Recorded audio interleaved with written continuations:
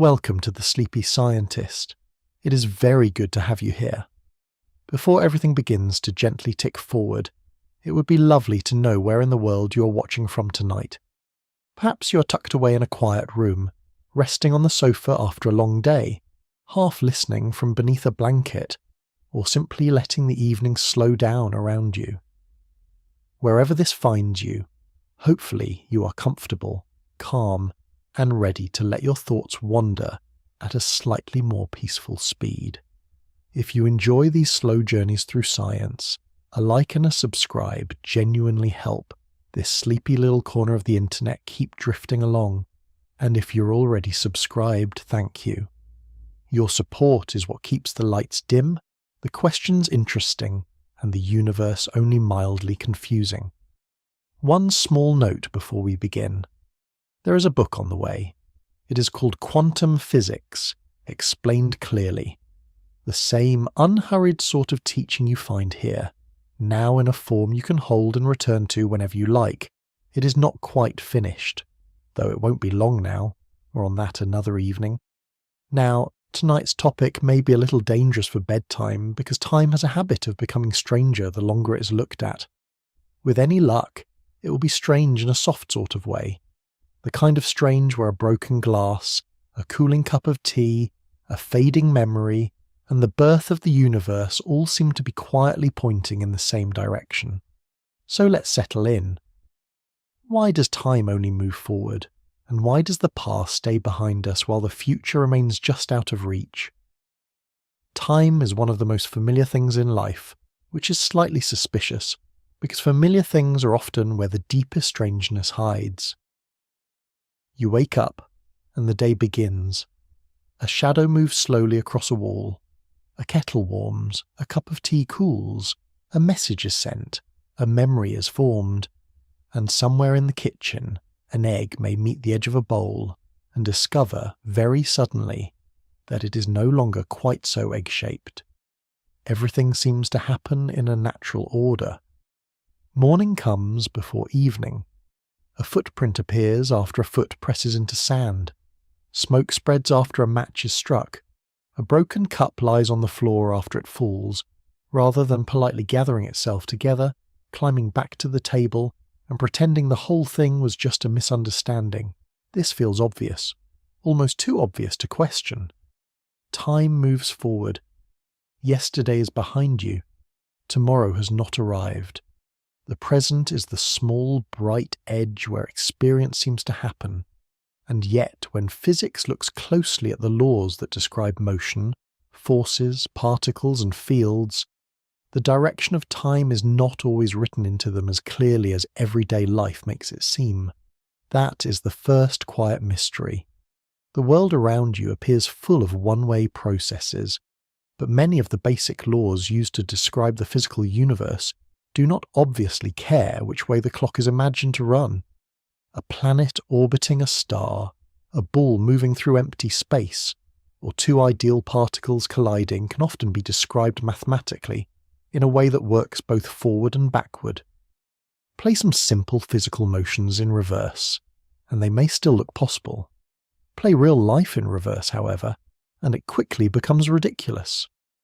Coffee unmixes from milk, rain rises from pavements into clouds, ashes become logs, crumbs leap back into biscuits, which would be convenient, though perhaps dangerous for anyone trying to tidy up. The difference between those two kinds of situations is where the question begins to deepen. Time is not only something clocks measure. A clock measures intervals such as seconds, minutes, and hours, but the arrow of time is about direction.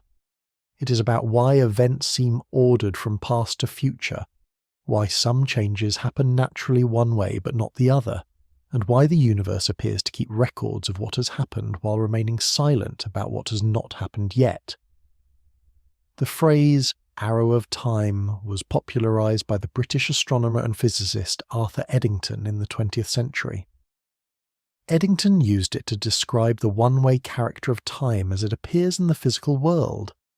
An arrow has a direction. It points somewhere.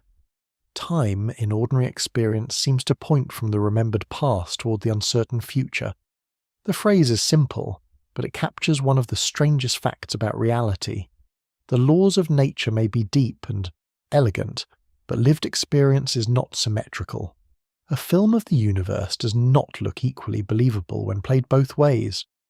The arrow of time is not one single arrow either. It is more like several arrows lying almost perfectly on top of each other, all pointing in the same direction. There is the thermodynamic arrow of time, which is tied to heat, energy, and entropy. This is the arrow behind cooling tea, melting ice, spreading smoke, and the tendency for usable energy to become more dispersed. It is the arrow that makes broken eggs stay broken, and warm rooms slowly lose heat to a cold night outside. This arrow is usually the most important one in physics, because it gives everyday irreversibility a powerful scientific explanation. There is also the psychological arrow of time. This is the arrow inside experience itself. You remember yesterday, not tomorrow. A person can recall a conversation after it happens, but not before. Memories, photographs, diary entries, fossils, scars, tree rings, and footprints all point backward. They are records of events that have already taken place. The future may be imagined, predicted, feared, or hoped for, but it is not remembered. There are no old photographs of next Tuesday sitting quietly in a drawer, which is probably for the best. Some surprises deserve a little privacy. There is the causal arrow of time, the arrow of cause and effect. A stone hits a window, and the glass breaks. A match is struck and a flame appears. A signal is sent and later it is received. Causes seem to come before their effects. This order is so deeply woven into ordinary thinking that reversing it feels almost absurd. The window does not shatter first and then summon the stone. The echo does not arrive before the shout. The burn does not appear before the flame. There is also the cosmological arrow of time connected to the history of the universe itself. The universe was once much hotter, denser, and smoother than it is now. Over billions of years it expanded and cooled. Tiny differences grew into galaxies. Stars formed, lived, and died. Planets appeared around some of those stars. Chemistry became more elaborate. In at least one quiet corner of one galaxy, living organisms began making cups of tea and wondering why cups of tea cool down. The universe has a history, and that history seems to have a direction. These arrows are not all identical, but they appear closely connected.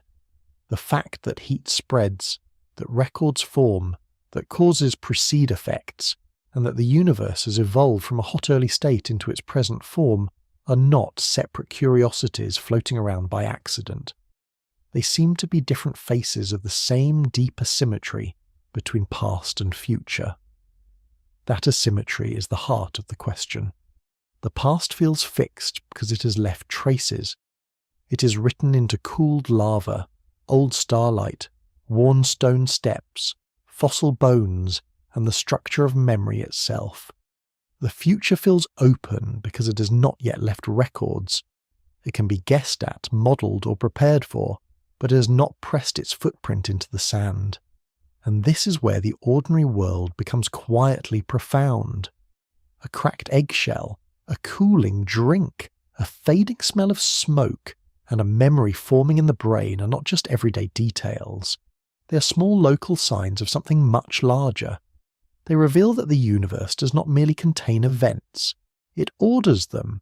It allows one direction of change to be overwhelmingly natural, while the reverse direction is so unlikely that it might as well belong to a dream.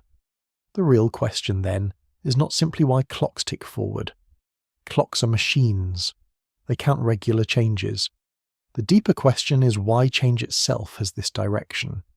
Why does the past gather evidence while the future does not? Why does heat spread rather than concentrate on its own?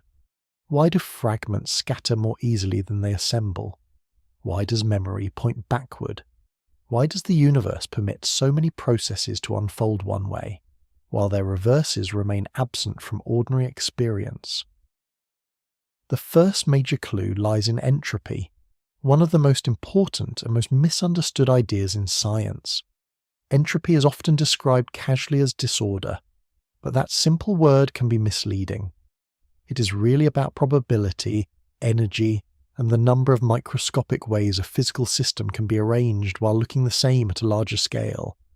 It explains why some futures are overwhelmingly more likely than others, and why the world does not need a special rule forbidding eggs from uncracking.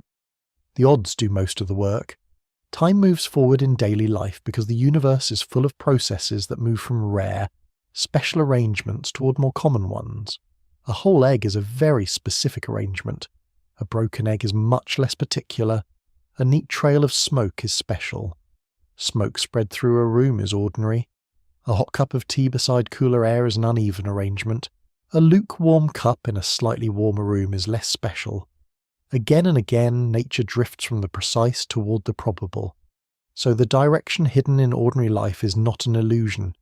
It is not merely a feeling created by clocks or calendars. It is written into heat, matter, memory, and the evidence left behind by events.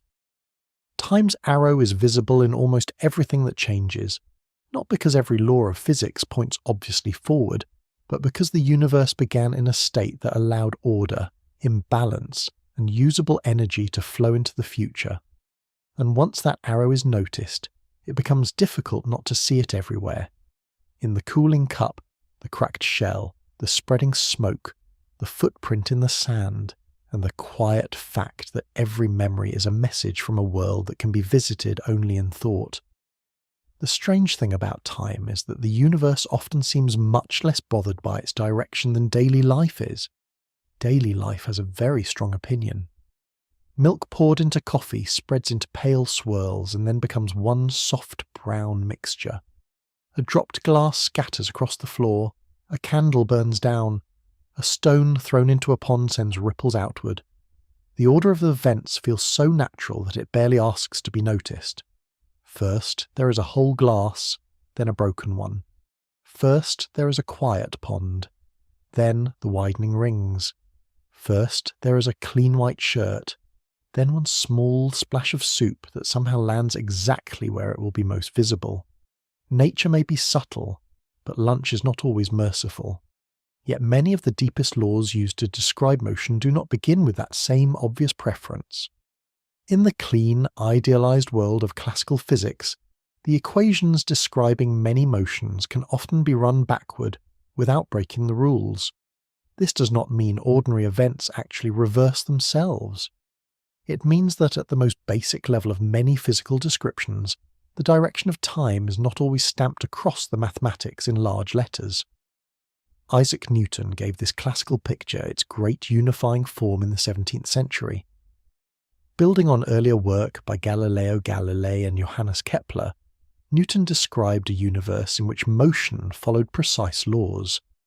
Galileo had studied falling bodies and the nature of acceleration, helping to show that motion could be described mathematically rather than only discussed philosophically. Kepler had found that planets move around the sun in ellipses, not perfect circles, using the careful astronomical observations of Tycho Brahe. Newton then brought these ideas together with his laws of motion and his law of universal gravitation. In Newtonian mechanics, an object has a position. It has a velocity, meaning a speed and a direction of motion. It may be acted on by forces. If those forces are known, then the object's path can be calculated.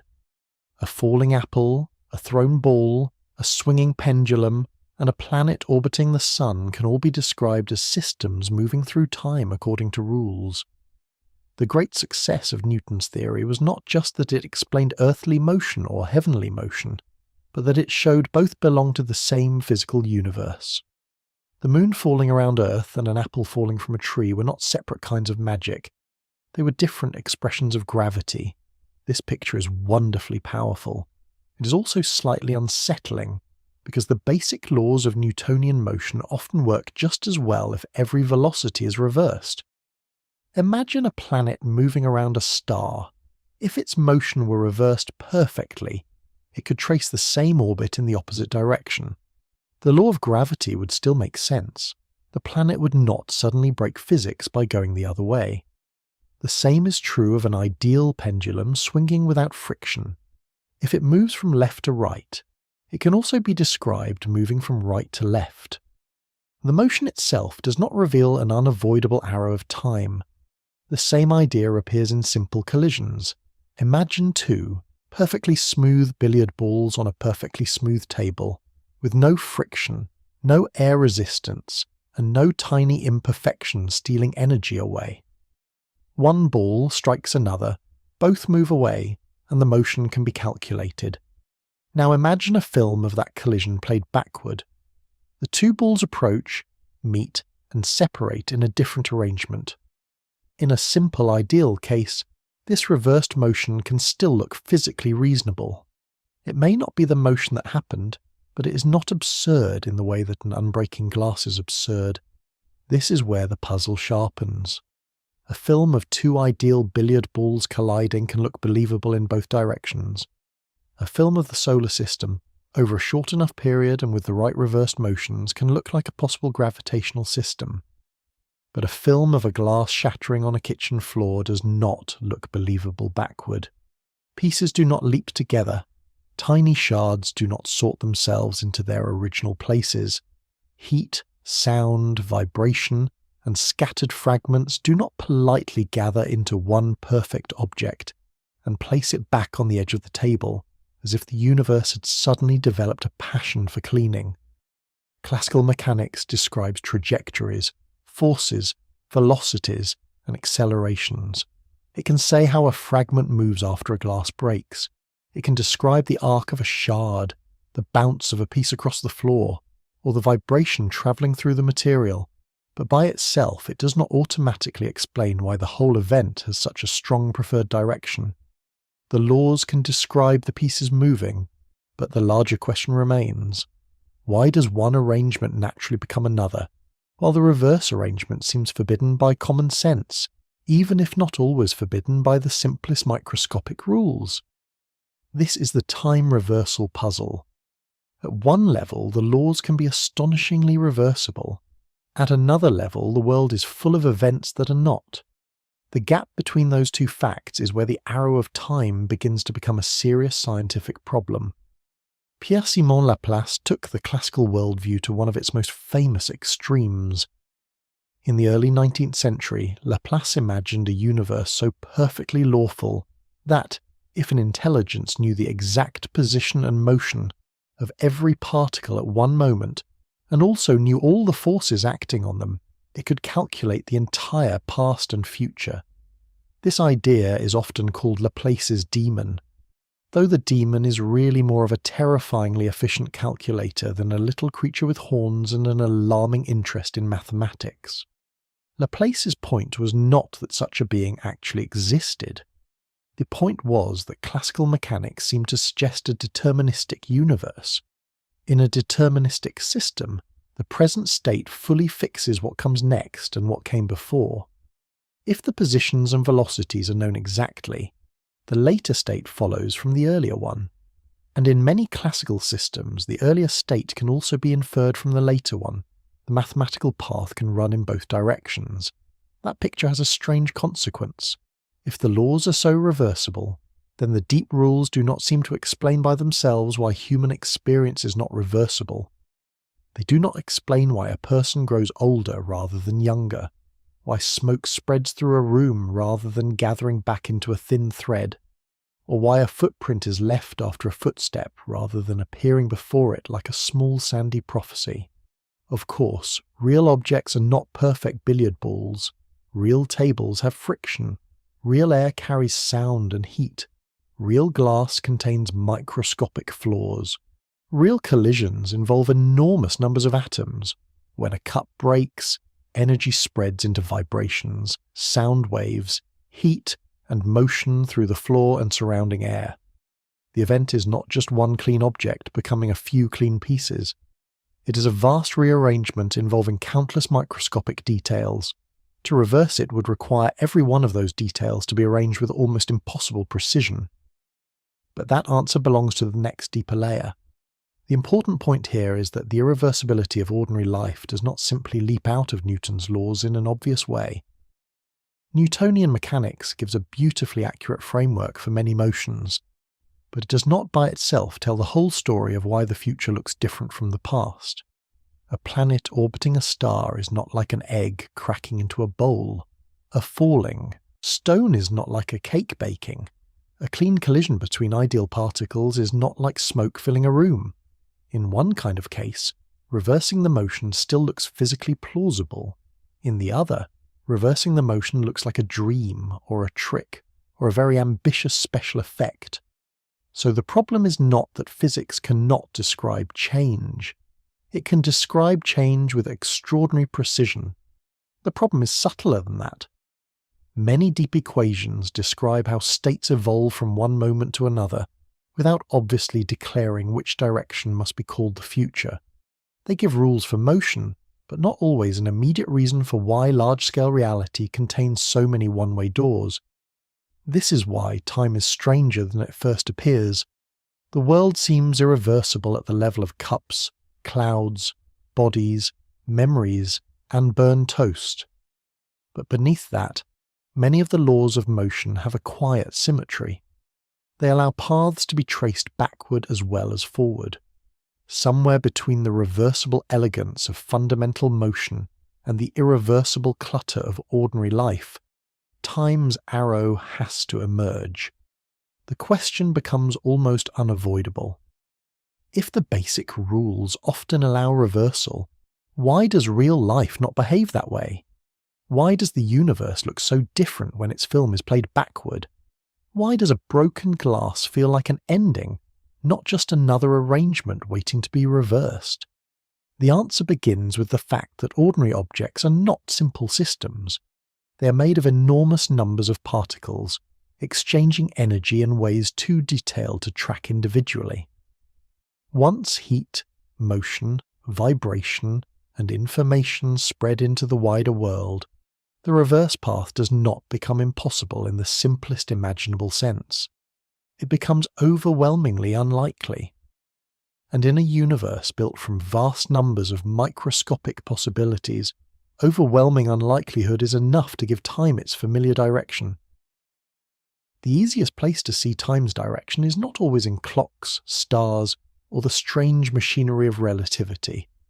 Sometimes it is in something much quieter, something sitting on a table, gently losing warmth into the room. A hot cup of tea does not stay hot forever. Steam rises, the surface darkens slightly, and little by little the drink settles toward the temperature of the air around it. The warmth does not remain neatly gathered in the cup. It spreads outward, passing into the mug, the table, the surrounding air, and eventually the wider room. Given enough time, the tea and the room begin to share their heat more evenly. The cup does not suddenly draw warmth from the walls, the carpet, the ceiling, and the sleeping house around it, becoming hotter all by itself while the room grows colder. That would be memorable. It would also be a deeply unsettling way for tea to behave. This ordinary cooling is one of the clearest signs that time has a direction. A moving planet can be imagined tracing its orbit backward. A perfectly ideal billiard ball collision can sometimes look sensible in reverse. But heat does not behave so politely. Heat has a preference. It flows naturally from hotter things to cooler things, not the other way around. A warm spoon cools in the air. A cold spoon warms in hot soup. Ice melts in a glass of water. A red-hot piece of metal loses its glow. A warm house slowly leaks heat into a cold winter night, no matter how much the person inside would prefer the laws of physics to show a little seasonal generosity. This is not just a practical annoyance, it is a clue. Heat was not always understood as motion, an energy spreading among atoms and molecules. For a long time, scientists debated what heat actually was. Some thought of it as a kind of subtle fluid. Others began to see it as something connected to motion, work, and energy. The question became especially important during the age of steam engines, when heat was not merely a kitchen detail, but the driving force behind mines, factories, trains, ships, and the industrial world. Steam engines made heat visible as power. They turned fire into movement. They also revealed that not all heat could be turned into useful work. One of the central figures in this story was Serdi Carnot, a French engineer and physicist working in the early 19th century. Carnot studied heat engines, especially the question of how efficiently a machine could convert heat into mechanical work. His work did not begin as a sleepy philosophical meditation on why yesterday stays yesterday. It began with engines, boilers, pistons, and the very practical desire to understand what made machines efficient. Yet from that practical problem came one of the deepest ideas in physics. Carnot showed that the operation of an ideal heat engine depended on heat moving between a hotter reservoir and a colder reservoir. In simple terms, useful work could be extracted when heat flowed from hot to cold. The temperature difference mattered. A steam engine works because heat is not evenly spread out. It takes advantage of imbalance. Once everything reaches the same temperature, the possibility of extracting useful work fades away. A perfectly lukewarm universe would be very peaceful, but not especially productive. It would be the cosmic version of a room where everyone has agreed to do absolutely nothing. Later in the 19th century, Rudolf Clausius and William Thomson, who became known as Lord Kelvin, helped turn these ideas into the science of thermodynamics. Thermodynamics is the study of heat, work, energy, temperature, and the rules governing how energy moves and changes form. It gave physics a new kind of law, not just about where an object goes, but about what kinds of processes naturally happen. The first law of thermodynamics states that energy is conserved. Energy can change form, but it is not created from nothing or destroyed into nothing. Heat can become motion. Motion can become heat. Chemical energy can become light, warmth, or mechanical work, but the total amount of energy is accounted for. The second law of thermodynamics adds something stranger and more directional. In voiceover-friendly terms, it says that isolated systems naturally tend towards states in which usable energy becomes more spread out. Heat tends to flow from hotter regions to colder regions. Concentrated energy tends to disperse. Differences tend to even out. The second law is one of the great scientific reasons the future looks different from the past. The word isolated matters. An isolated system is one that does not exchange energy or matter with its surroundings. Real everyday systems are rarely perfectly isolated, because actual cups, houses, bodies, oceans and planets are always interacting with something. But the principle remains enormously useful. When no outside influence is carefully restoring order or maintaining a temperature difference, energy tends to spread into less concentrated, less specially arranged forms. This does not mean, in a vague way, that everything becomes messy. That phrase can be useful as a first image, but it's too loose if left on its own. The second law is not a grumpy cosmic rule saying that bedrooms must become untidy. It is about probability, energy and physical arrangements. Systems naturally move toward states that can be achieved in many more microscopic ways. A warm drink cooling into a room is not just becoming messier. Its thermal energy is spreading among far more particles. The original situation where extra energy is concentrated in the drink is more special. The later situation, where that energy is shared more widely, is more common. Melting ice shows the same direction. Ice in a warm room absorbs energy from its surroundings. The orderly crystal structure of solid water breaks apart into liquid water, where molecules can move more freely. The reverse does not happen without help. A puddle of water does not normally give energy to the room and arrange itself into an ice cube on a warm table. To freeze water, energy must be removed. A freezer can do this, but only by using energy and releasing heat elsewhere. The local reversal is bought at a price paid to the wider environment. Cooling metal gives another quiet example. A blacksmith's glowing iron, pulled from a furnace, fades from yellow to orange to red, and then to dark grey as it loses thermal energy. The heat spreads into air, tools, ground, and radiation. The metal does not spontaneously gather scattered warmth from the village and glow again, though that would have saved many blacksmiths a fair amount of coal, and possibly some grumbling. Perfume spreading through a room gives a softer version of the same principle. Open a bottle, and scent molecules begin concentrated near the source. Over time they move randomly, collide with air molecules, and disperse. Soon the smell is not only near the bottle, it is faintly everywhere. The reverse process in which the fragrance quietly gathers itself back into the bottle is not forbidden by imagination, but it's not something to wait for. The molecules have far more ways to be spread out than to be neatly collected. A warm house on a cold night is another familiar illustration. Heat escapes through windows, walls, roofs, floors, and little gaps that always seem to know exactly where to hide. Insulation slows the flow, but it does not reverse the natural direction.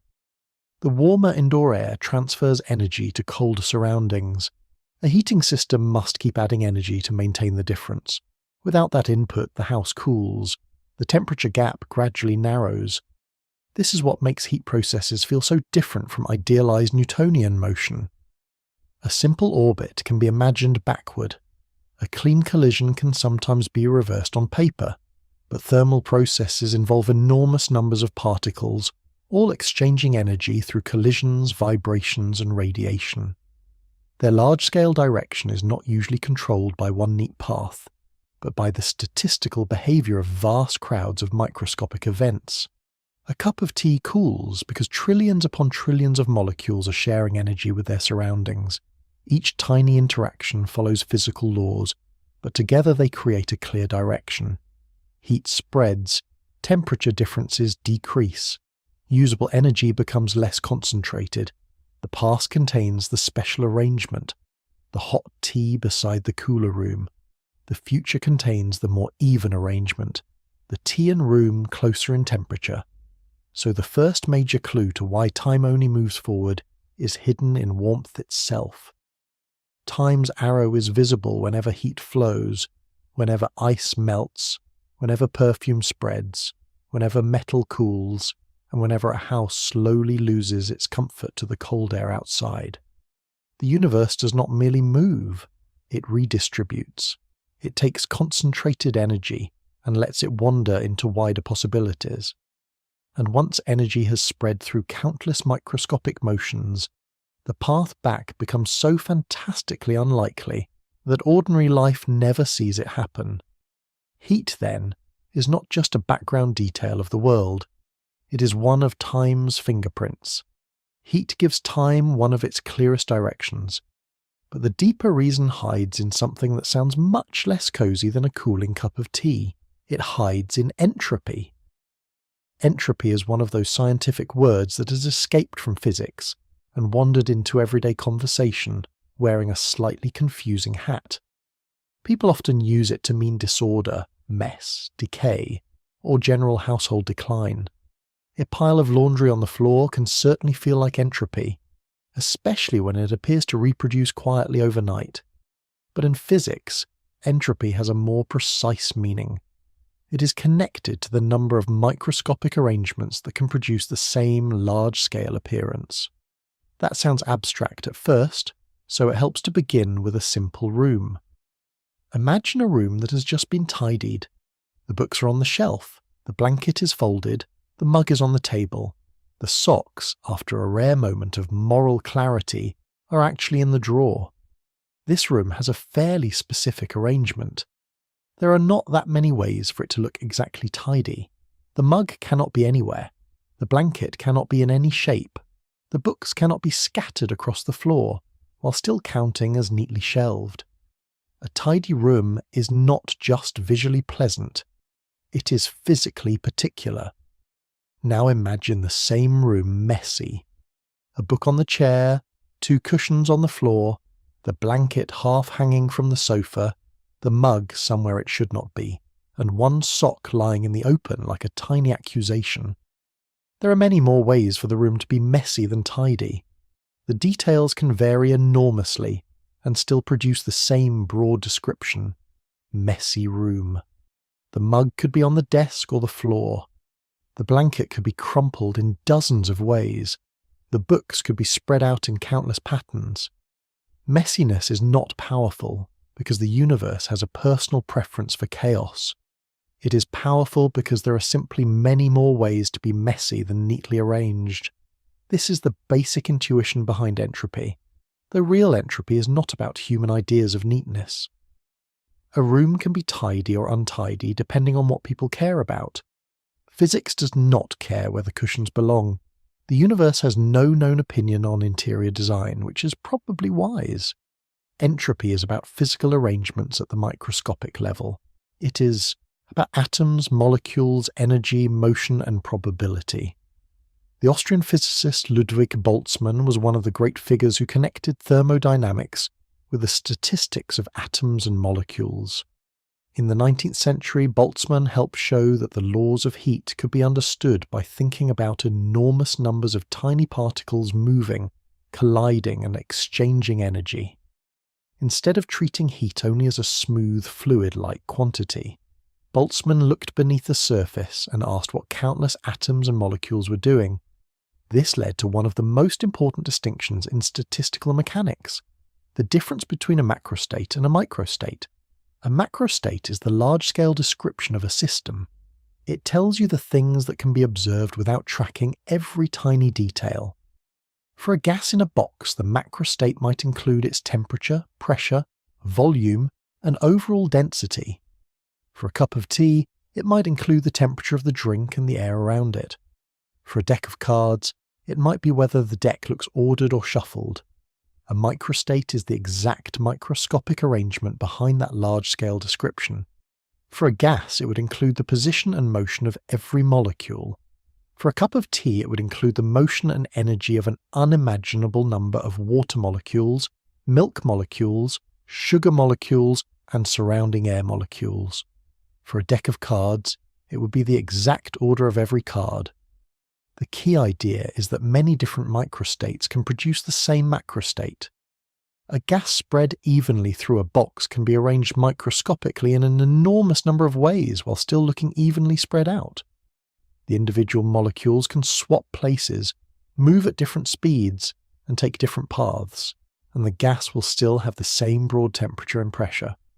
But a gas gathered neatly in one corner of the box is much more special. There are far fewer microscopic arrangements that produce that unusual large-scale state. So when a gas begins concentrated in one corner and then spreads through the box, it is not being pushed by a mysterious love of disorder. It is moving from a rare macrostate to a much more common macrostate. The spread-out condition has vastly more possible microstates. The particles are not planning anything. They are not holding a meeting and voting for disorder.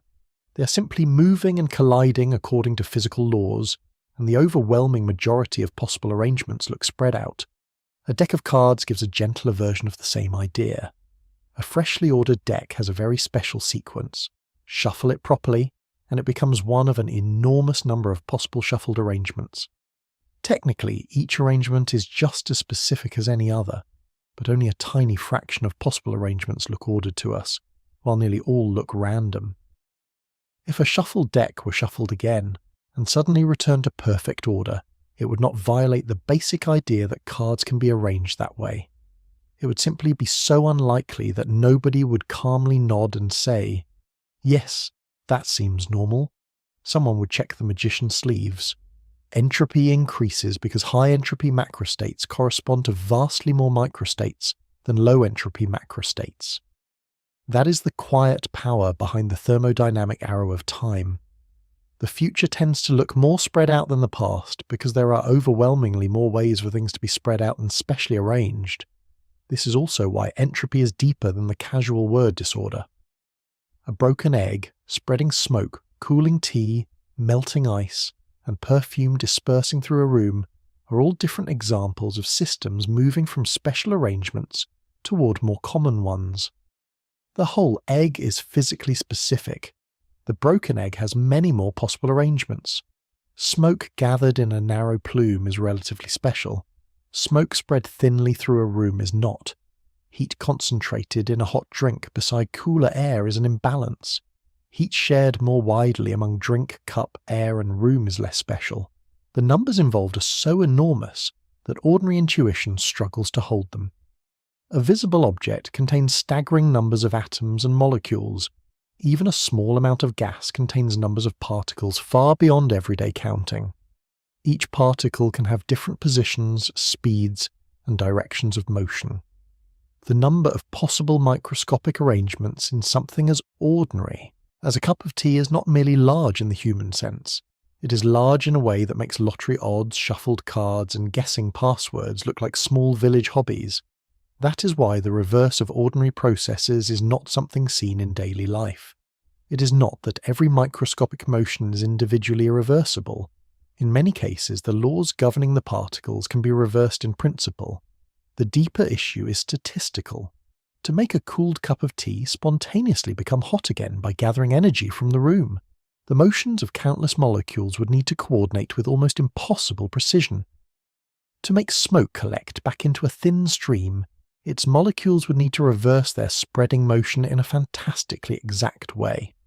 To make perfume gather back into the bottle, the air molecules and scent molecules would need to behave as though they had received instructions from an extremely fussy stage manager. James Clerk Maxwell, one of the greatest physicists of the 19th century, explored this problem with a famous thought experiment now known as Maxwell's demon. Maxwell imagined a tiny being controlling a door between two chambers of gas. By allowing faster molecules to pass one way and slower molecules to pass the other, the demon could appear to create a temperature difference without doing ordinary work. It seemed, at first glance, to challenge the second law of thermodynamics.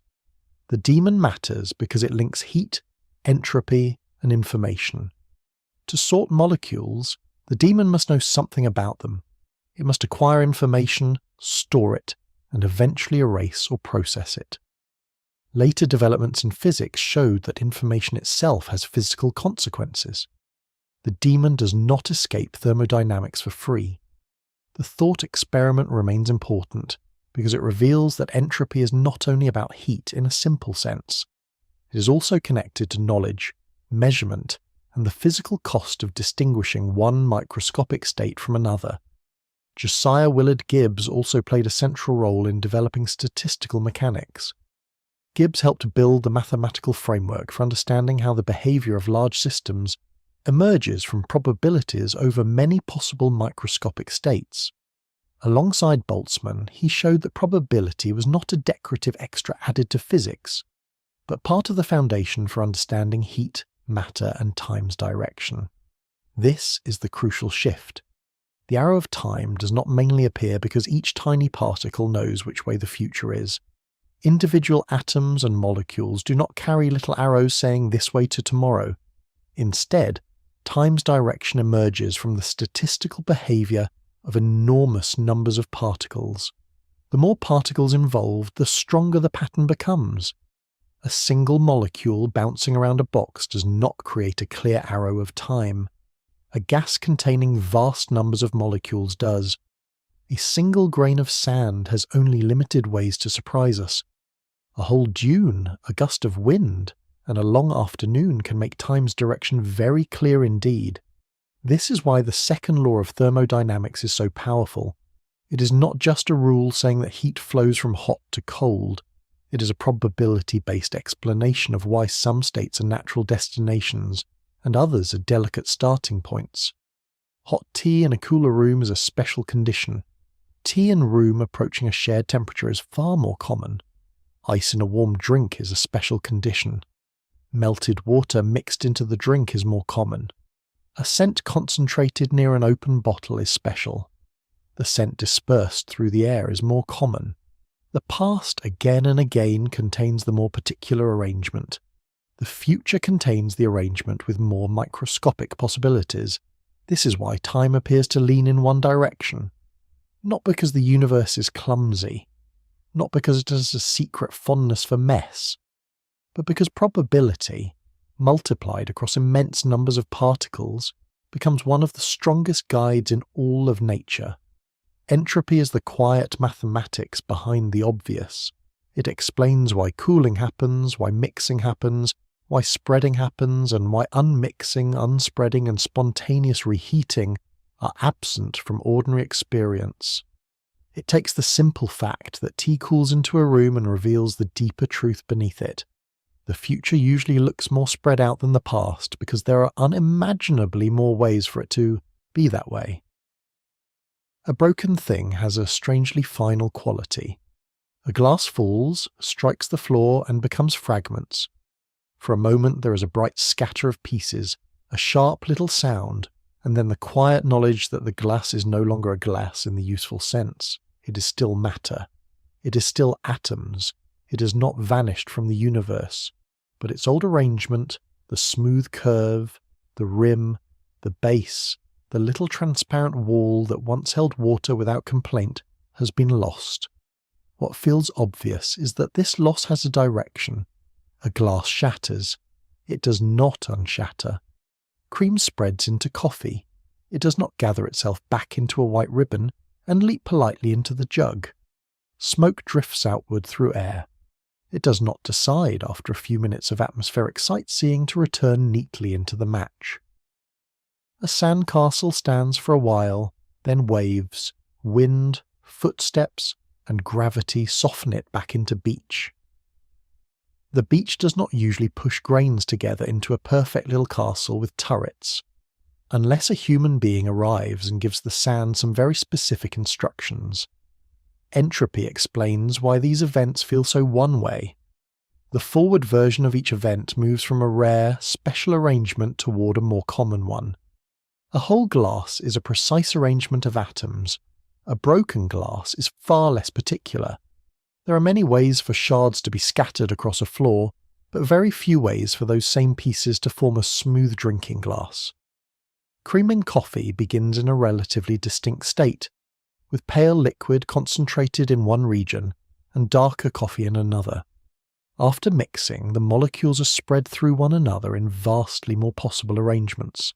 Smoke concentrated near a flame is a special arrangement. Smoke dispersed through a room is ordinary in the statistical sense. A sandcastle is a delicate structure. A flattened patch of sand is not. This does not mean the reversed versions are always absolutely impossible under the deepest microscopic laws. That distinction matters. Practical impossibility is not the same as absolute impossibility. Absolute impossibility means a process cannot happen because it violates a physical law. A stone cannot accelerate past the speed of light through ordinary space. Energy cannot be created from nothing in a closed system. A perpetual motion machine that produces endless work without fuel is not merely unlikely. It is ruled out by the principles of physics. Practical impossibility is different. It means something is not forbidden in the most basic imaginable sense. But the odds are so fantastically small that it effectively never happens in reality. A shattered cup reassembling itself belongs to this second category, at least when imagined only at the level of microscopic motions.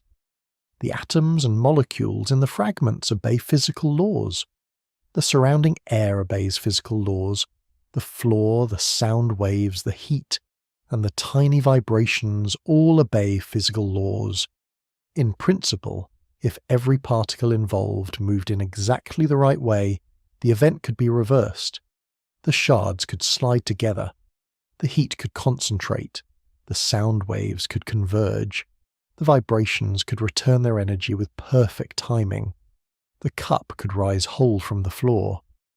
But that if is doing almost heroic amounts of work. When a glass breaks, the event does not only create visible pieces. Energy spreads outward in many forms. Some becomes sound, travelling through the air as pressure waves. Some becomes heat in the glass, the floor, and the surrounding environment. Some becomes vibrations in nearby surfaces. Some becomes motion in fragments, spinning, bouncing, and sliding. Tiny cracks form along complicated paths through the material. Dust and microscopic chips scatter. Air molecules are disturbed. The event leaves traces in the world around it. For the glass to unbreak naturally, all of those traces would need to coordinate with absurd precision. The sound waves would need to return from the room and push the fragments at just the right moments. Heat spread into the floor and air would need to gather back into exactly the right places. Every shard would need to move in the correct direction, at the correct speed, with the correct rotation. Microscopic rough edges would need to meet perfectly. Nothing could be slightly late. Nothing could be distracted. The universe would need to behave like the most patient repair technician ever imagined, but with trillions upon trillions of parts and no manual. Ludwig Boltzmann's statistical view gives the key. Systems naturally move from rare arrangements toward common arrangements, because common arrangements vastly outnumber rare ones. The whole glass is rare. The shattered glass is common. The separated cream and coffee are rare. The mixed drink is common. The concentrated smoke is rare. The dispersed smoke is common. The sculpted sand castle is rare. The collapsed sand is common. This is not because the universe looks at order and decides to ruin it. It is because, when there are enormous numbers of particles involved, the overwhelming majority of possible microscopic arrangements correspond to the spread out, mixed, broken, or less specially organized state. The future usually moves in that direction, because there are simply more ways for it to do so. Joseph Loschmidt, a 19th century physicist and a contemporary of Boltzmann, saw the difficulty very clearly. Loschmidt's paradox asked how irreversible behavior could arise from microscopic laws that seem reversible. If the motion of every particle could be reversed, then a gas that had spread through a box should gather back to where it started. If a broken object's particles could all be reversed exactly, it should reassemble. So where does irreversibility truly come from? The answer is subtle. It does not come only from the laws of motion. It also depends on conditions. A system's starting point matters. A gas begins in one corner. A glass begins whole on a table. Cream begins separate from coffee. A sandcastle begins as a carefully shaped structure. These are special starting conditions. Once released into ordinary physical evolution, they move toward the much larger set of common arrangements. This is why the starting conditions of the universe itself become so important. If the universe had not begun in a very special low-entropy state, the familiar arrow of time would be difficult to explain. Local examples, like broken cups and cooling drinks, point toward a cosmic question. The direction of time in a kitchen is connected in a deep way to the condition of the early universe. So broken things do not unbreak because the reverse path requires a microscopic conspiracy of almost impossible precision. The universe does not need to forbid it with a dramatic commandment carved into space-time. Probability is enough. Once energy spreads, once fragments scatter, once molecules mix, the number of possible forward paths becomes overwhelmingly larger than the number of paths that reconstruct the original state. That is why time's direction can be felt in such ordinary things. It is there in spilled milk, cooled tea, fading smoke, collapsing sand, worn shoes, weathered stone, and memories that form after events have passed. The world is constantly moving from special arrangements into more common ones, and the reverse is not absent because reality forgot how to do it. It is absent because reality would need to be impossibly exact, everywhere at once down to the smallest motions. A broken glass, then, is not just a household nuisance, it is a tiny demonstration of the arrow of time, glittering quietly on the floor. A broken cup points to something much larger than the kitchen floor. At first, that may sound like a rather generous promotion for a household accident. A cup falls, it breaks, someone sighs, and a broom is found. Yet hidden inside that familiar little disaster is a much deeper question. The cup broke because it began in a special arrangement. Its atoms were shaped into a smooth, useful object, balanced in one piece, holding together in a very particular way. Once it struck the floor, energy spread into sound, heat, vibrations, moving fragments, microscopic cracks, and the surrounding air. The special arrangement became a far more common arrangement, That is entropy at work. But then the question quietly grows. Why was the cup in a special arrangement in the first place?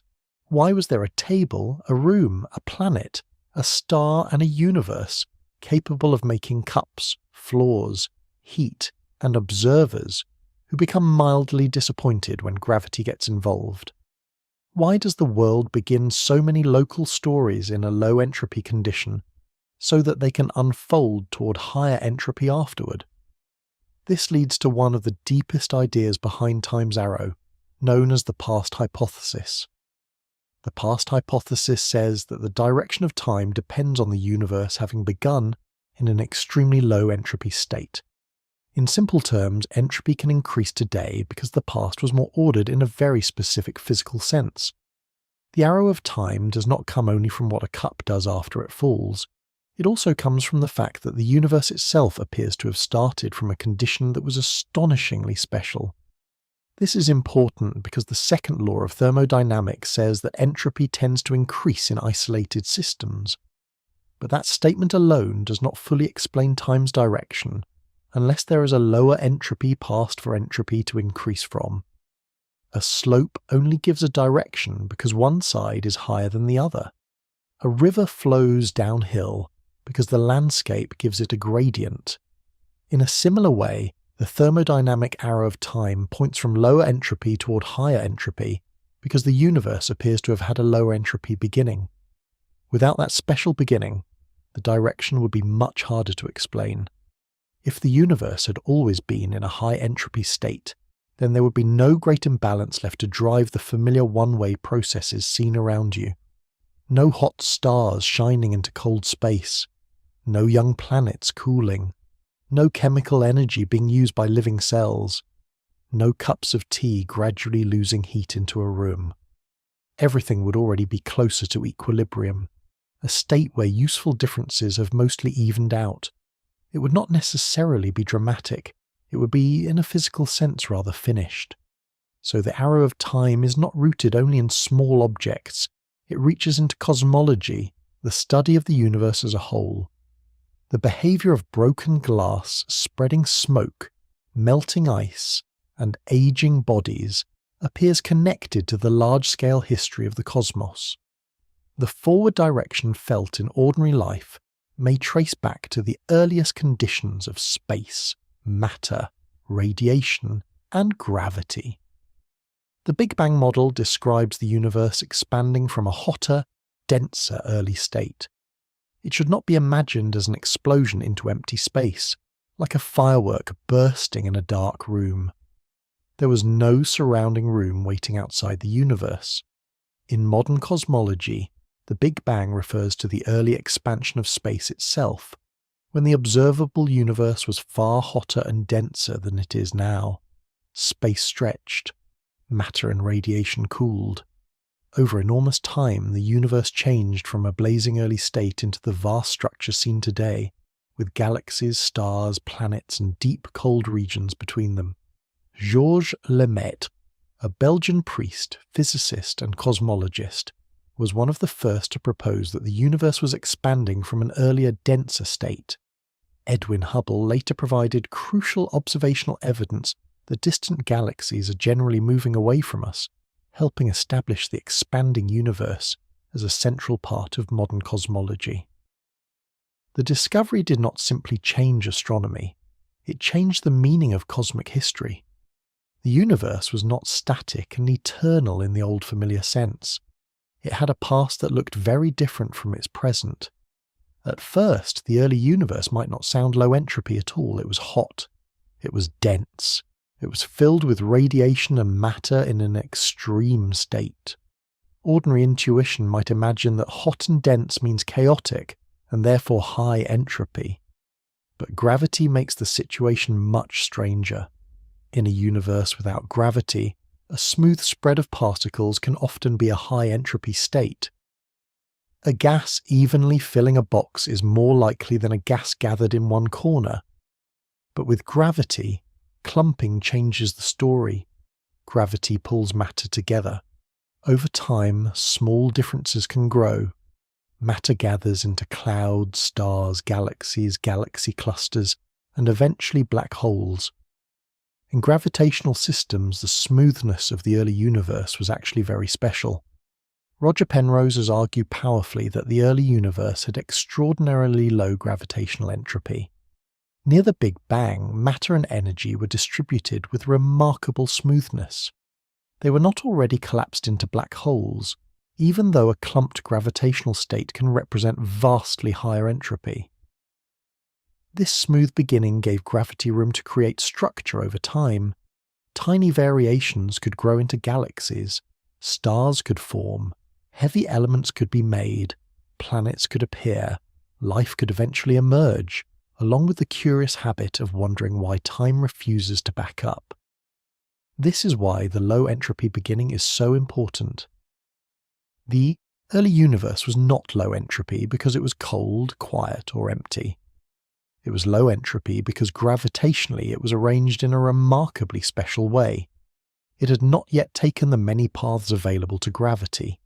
It had not collapsed into the kinds of dense, high-entropy structures that would later become possible. Its smoothness was not bland. It was profound. The past hypothesis therefore turns the arrow of time into a cosmic question. Broken cups, cooling tea, and spreading smoke all depend on local special arrangements. But those local special arrangements ultimately depend on a universe that began with an even greater special arrangement. Stars shine because gravity gathered matter into hot, dense cores. Planets exist because earlier generations of stars forged heavy elements. Living systems maintain order by using energy from their surroundings. Every small arrow seems nested inside a larger one, and yet the deepest part remains unresolved. Science can describe the early universe with extraordinary success, especially from fractions of a second after the Big Bang onward. Cosmologists can model expansion, cooling, the formation of light elements, the release of ancient radiation, and the growth of cosmic structure. But why the universe began in such a low entropy state remains one of the great open questions. The past hypothesis identifies the condition needed for time's arrow, but it does not fully explain why that condition existed. That is the quiet edge of the mystery. Time moves forward in ordinary life because entropy tends to increase, but entropy can increase only because the past was lower entropy than the present. Follow the broken cup backward far enough, past the glassmaker, the sand, the furnace, the earth, the sun, earlier stars, and the young cosmos, and the question becomes enormous. Why did the universe begin in such an ordered state? Every shattered glass is a tiny echo of that question. Every cooling drink, every fading footprint, every candle burning down, and every memory settling into the mind depends on a universe that somehow started with the arrow already waiting to be drawn. The universe carries some of its oldest light quietly around it. It is not bright in the familiar sense.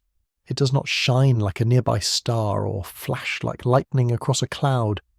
It is faint, cold, stretched by cosmic expansion, and almost perfectly even in every direction. Yet this ancient glow is one of the strongest pieces of evidence that the universe was once hotter, denser, and much simpler than it is today. It is called the cosmic microwave background, and it is sometimes described as the fossil light of the early universe. That phrase is useful, as long as it is handled gently. It is not a fossil like a bone pressed into stone. It is not an object sitting in one distant place.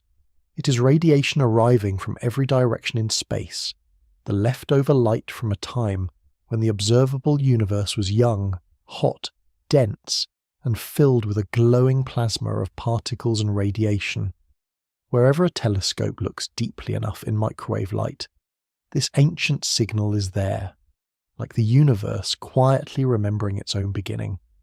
The cosmic microwave background provides real observational evidence for the Big Bang model, the idea that the universe expanded from a hotter, denser early state. It shows that the early universe was not always transparent. For its first several 100,000 years, it was filled with free electrons, atomic nuclei, and radiation interacting constantly. Light could not travel freely for long before being scattered again. The young universe was more like a glowing fog than the clear, dark cosmos seen today. Then, roughly 380,000 years after the Big Bang, the universe had expanded and cooled enough for electrons and atomic nuclei to combine into neutral atoms, mostly hydrogen and helium. This stage is called recombination, although the name is slightly misleading because these particles were not really recombining after a previous life as atoms. They were forming stable atoms in a way that allowed light to travel much more freely through space. The universe became transparent, and the radiation released from that time has been travelling ever since. Over billions of years, as space itself expanded, that light was stretched to longer wavelengths. What began as hot visible and infrared radiation is now detected mostly as microwave radiation, with a temperature of about 2.7 Kelvin, only a few degrees above absolute zero.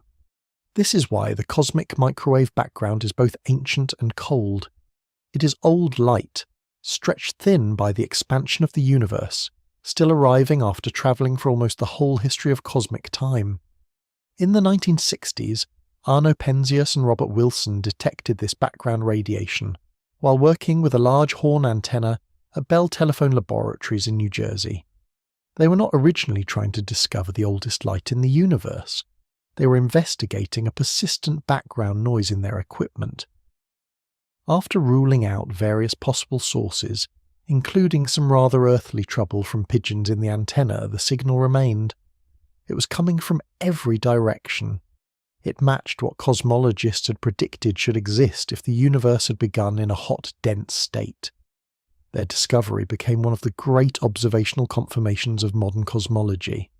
It helped shift the Big Bang model from a theoretical picture into a strongly supported scientific framework. The universe had not simply existed forever in an unchanging state.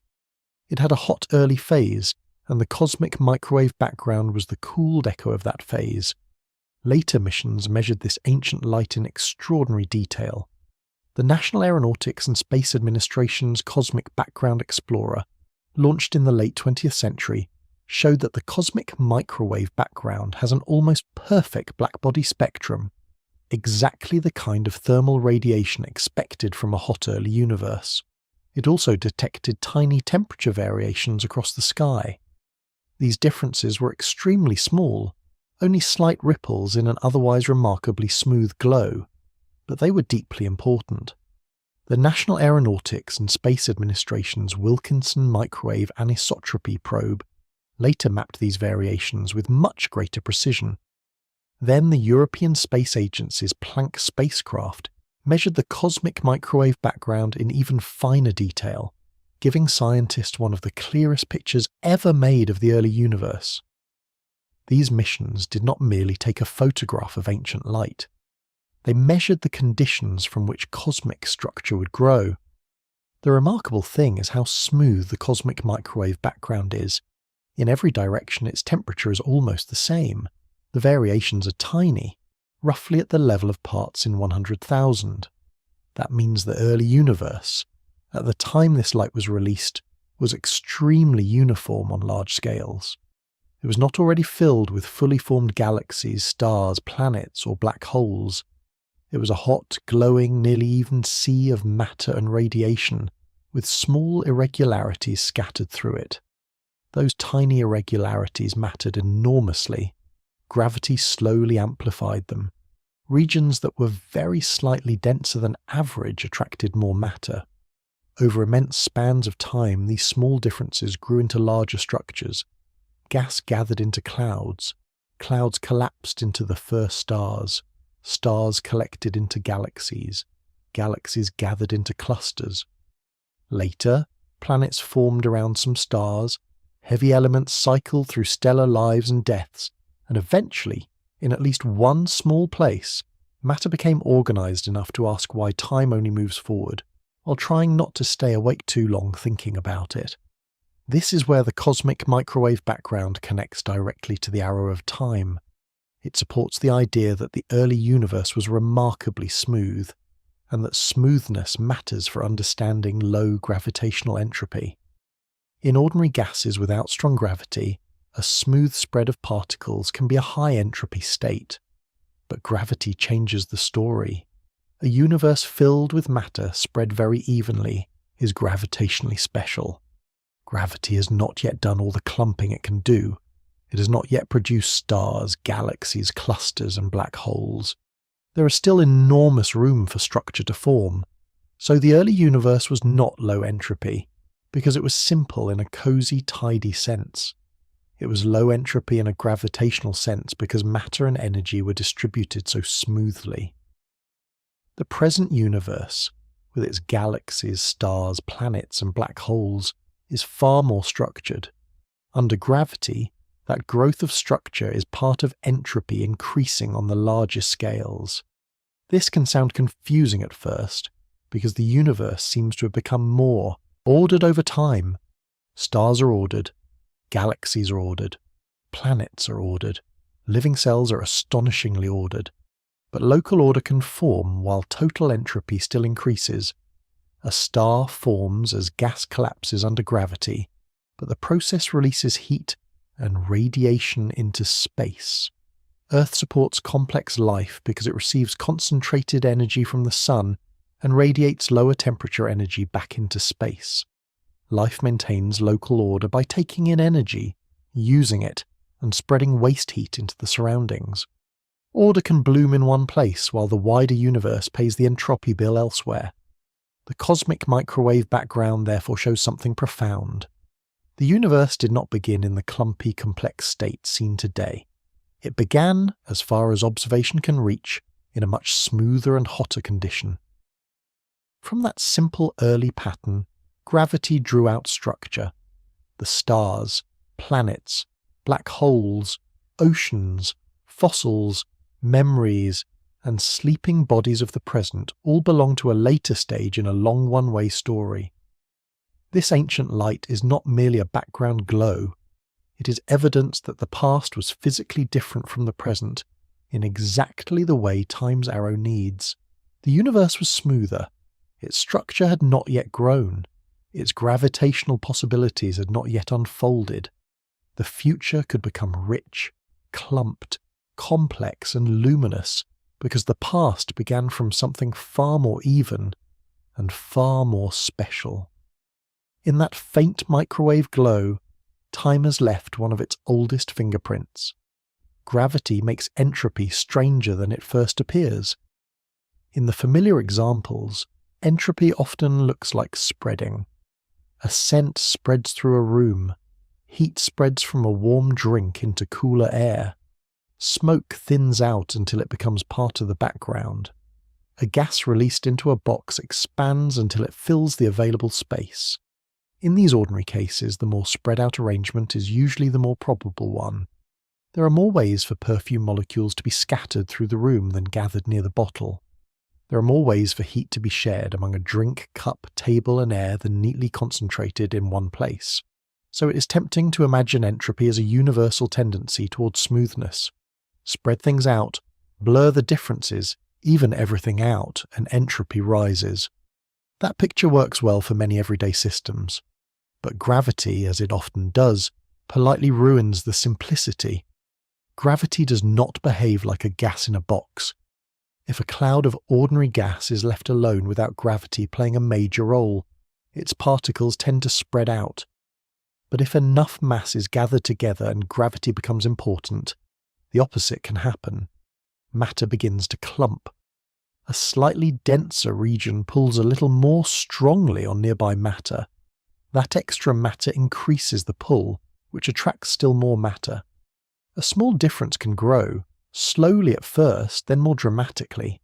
Under gravity, smoothness can be special, and clumping can become the more likely direction of change. This is one reason the early universe is so important for understanding time.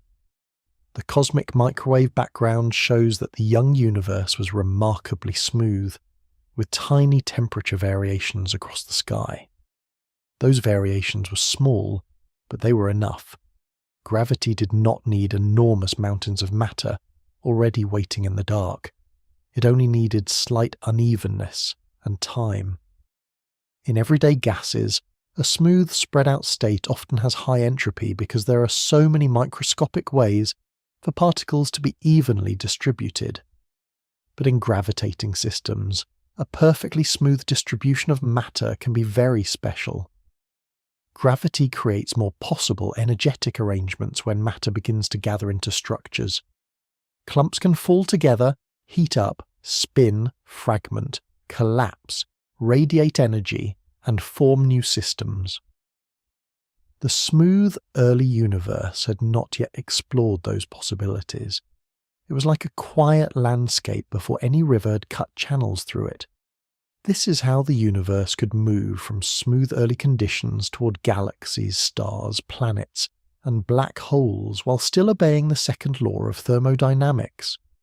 At first glance, that sounds backwards. Galaxies look ordered. Stars are structured. Planets are round, layered, and beautifully organized. Life is even more organized, which is impressive, considering how often it misplaces its keys. But the formation of local order does not mean total entropy is going down.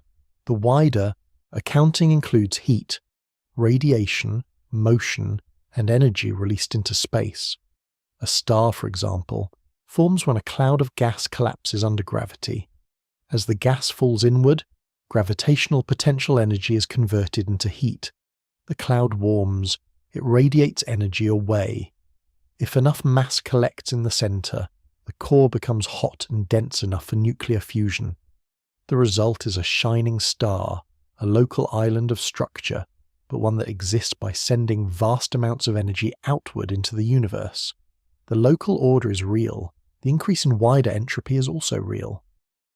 Albert Einstein changed the meaning of gravity with general relativity, published in the early 20th century.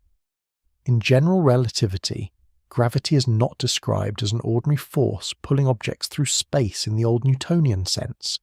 It is described as the curvature of space-time itself. Matter and energy shape space-time, and objects move along paths through that curved geometry. This does not make Newton's theory useless. Newtonian gravity still works extremely well in many everyday and astronomical situations. But general relativity gives a deeper picture, especially for strong gravity, black holes, cosmic expansion, and the large-scale structure of the universe. Under gravity, tiny early differences could grow into the vast structures seen today. Regions that were a little denser than average pulled in more matter. Over long spans of cosmic time, these regions became the seeds of galaxies and clusters of galaxies. The universe did not need to begin with finished stars and spiral galaxies already installed, like furniture in a cosmic showroom. It began with small variations, and gravity did the slow work of amplification. Dark matter played a crucial role in that process. Dark matter does not emit, absorb or reflect light in the ordinary way, which is why it is called dark. Its presence is inferred through gravity. It helped structure grow because it could begin clumping under gravity, while ordinary matter was still strongly interacting with radiation in the hot early universe. Before ordinary atoms formed and light could travel freely, normal matter was tied closely to radiation. Dark matter, however, could already help build gravitational wells, the invisible scaffolding into which ordinary matter later fell. Fritz Zwicky was one of the early figures connected with evidence for unseen mass.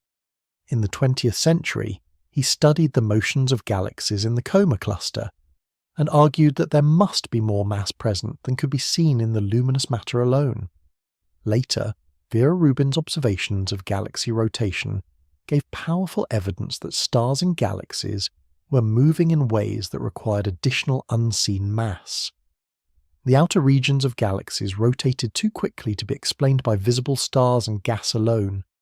These observations helped make dark matter a central part of modern cosmology.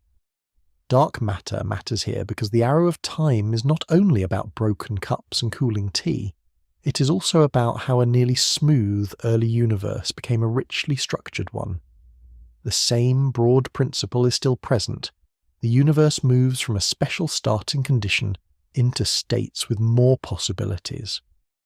Gravity allows matter to explore arrangements that smoothness had not yet opened. galaxies form, stars ignite, heavy elements are forged, planets appear, black holes grow, structure emerges, not in defiance of entropy, but as part of entropy's wider story under gravity. Black holes are especially important in this larger accounting because they carry enormous entropy. A black hole may look simple from the outside, described by properties such as mass, spin, and electric charge, but its entropy is immense. This is one reason gravitational clumping cannot be understood using only the everyday image of things spreading out. Under gravity, collapse can be an entropy increasing process. A universe filled with black holes can represent far more gravitational entropy than a smooth early universe. The Sun gives a more familiar way to see the same principle. Earth is full of local order. Clouds, rivers, forests, oceans, weather systems, cells, nervous systems, and occasionally well-organized cutlery drawers. This order is possible because Earth is not an isolated system. It receives concentrated, high-temperature energy from sunlight. It uses some of that energy to drive weather, photosynthesis, chemistry, and life. Then Earth radiates energy back into space as lower-temperature infrared radiation. The outgoing energy is more spread out and less useful than the incoming sunlight. Local complexity grows on Earth, while the total entropy of the wider Sun-Earth space system increases. This is the careful distinction that matters. Entropy increasing does not mean that no ordered structures can form. It means that, when everything is properly counted, including energy exchanged with the surroundings, the overall direction favours more probable arrangements and greater dispersal of usable energy. A snowflake can form, a crystal can grow, a planet can develop layers, a living organism can build tissues, repair cells, and maintain a body.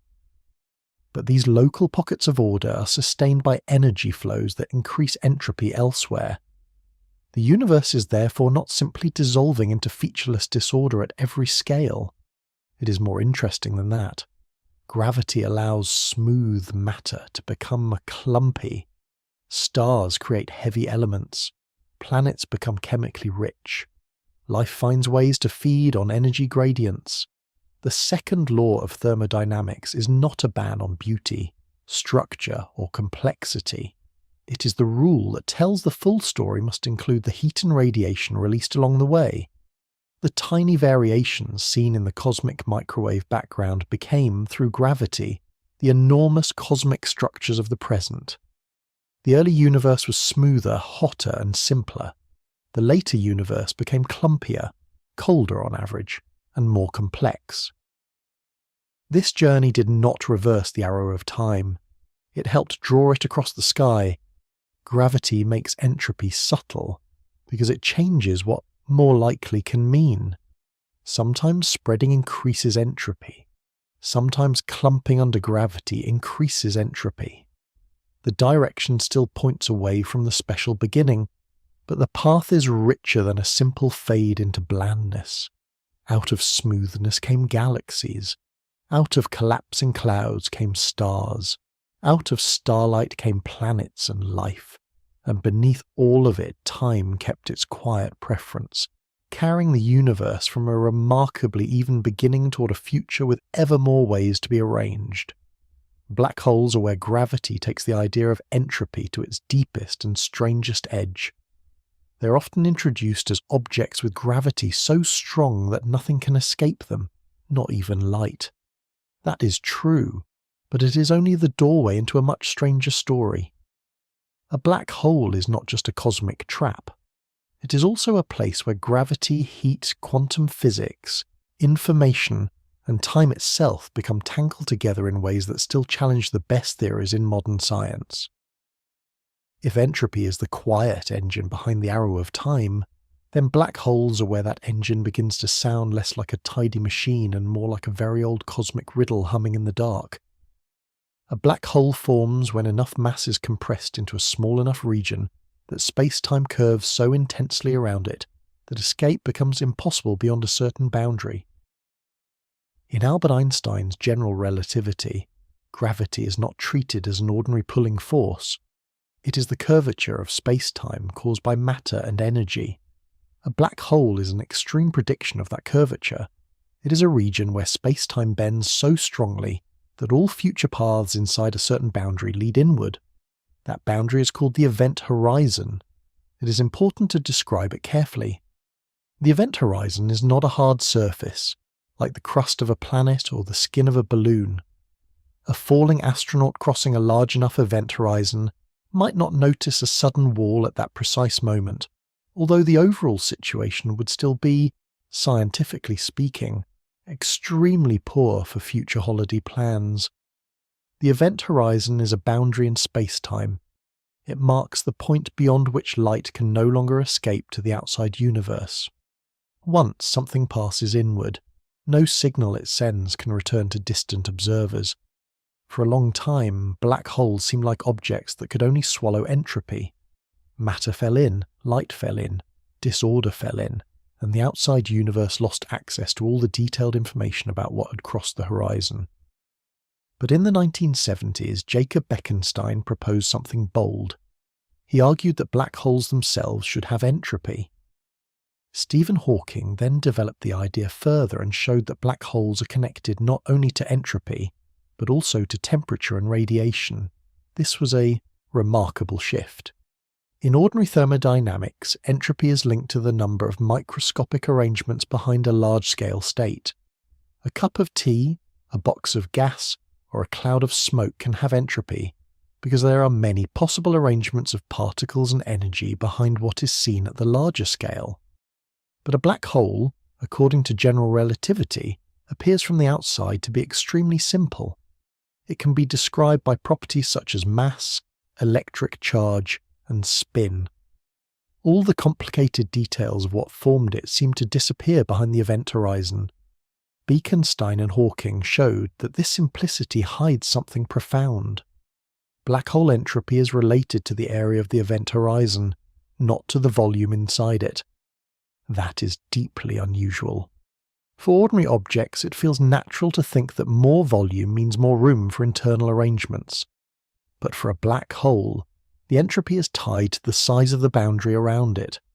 This made black holes among the highest entropy objects known for a given region of space. The idea can be stated without needing to wander into heavy mathematics. The larger the event horizon area, the greater the black hole entropy. A black hole formed from a collapsed star already carries an enormous amount of entropy. A supermassive black hole at the centre of a galaxy carries vastly more. In a sense, gravitational clumping reaches one of its most extreme forms in black holes. Matter collapses. Structure disappears from outside view. Entropy becomes immense. Then Hawking found something even stranger. By combining ideas from quantum theory with curved space-time, he showed that black holes should not be completely black. They should emit a faint thermal glow, now known as Hawking radiation. This radiation is not the same as ordinary light escaping from inside the event horizon. Nothing inside the horizon simply climbs back out. Instead, Hawking radiation arises from quantum effects near the horizon itself. The result is extraordinary. A black hole can slowly lose mass over time. It can evaporate. For black holes with the mass of stars or galaxies, this process is unimaginably slow, far longer than the current age of the universe. They are not fizzing away like cosmic bath tablets. They are losing energy so gradually that the effect is almost absurdly faint. But the principle matters enormously. Black holes have temperature. They have entropy. They can radiate. They can change. This connects black holes directly to the arrow of time. Evaporation is a thermodynamic process. It suggests that black holes are not merely frozen holes in space-time, but physical systems with a direction of development.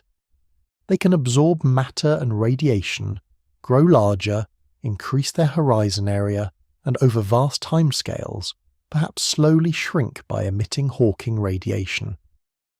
This links general relativity, quantum theory, and thermodynamics in one of the most important unfinished problems in physics. And then there is the black hole information paradox. In quantum physics, information is expected to be preserved. Very roughly, the complete physical information about a system should not simply vanish from the universe. But black holes seem to threaten that idea. If matter falls into a black hole, and the black hole eventually evaporates into featureless thermal radiation, what happens to the information about everything that fell in? Is it destroyed? Is it preserved in subtle correlations within the radiation? Is it encoded somehow on the horizon? Or does the theory itself need to be completed before the answer can be fully understood? This paradox is not just a technical disagreement among physicists. It sits at the meeting point of the deepest theories available. General relativity describes gravity and space-time. Quantum theory describes particles, fields, probabilities, and information. Thermodynamics describes heat, entropy, and irreversibility. Black holes force these ideas into the same room and politely refuse to let any of them leave unchanged. Observational astronomy has also brought black holes out of pure theory and into direct evidence. The Event Horizon Telescope collaboration produced the first image of the shadow of a supermassive black hole in the galaxy Messier 87, and later an image connected to Sagittarius A star, the supermassive black hole at the centre of the Milky Way. These images do not show the event horizon itself as a physical surface. Instead, they show glowing material around the black hole and the dark shadow created by the strong curvature of space-time near it. They are not just beautiful images, they are milestones in humanity's ability to test gravity in extreme conditions. Black holes bring the story of gravitational entropy into focus. The smooth early universe had low gravitational entropy because matter had not yet clumped into high entropy structures. Over time, gravity drew matter together. Gas clouds formed stars, galaxies assembled, dense remnants collapsed, some became black holes. In these objects, gravity's ability to create entropy reaches staggering extremes. So black holes are not separate from the question of why time moves forward. They are among its most mysterious consequences. They show that the arrow of time is not only present in cooling tea, spreading smoke, or broken glass. It also reaches into the darkest and most compact objects in the universe, where the boundary between gravity, heat, quantum information, and cosmic history becomes almost impossibly thin.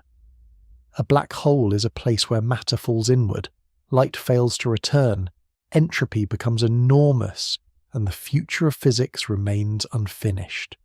It is the deep end of time, not because clocks simply stop there, but because the ordinary meanings of order, information, and irreversibility are pushed to their most profound limits.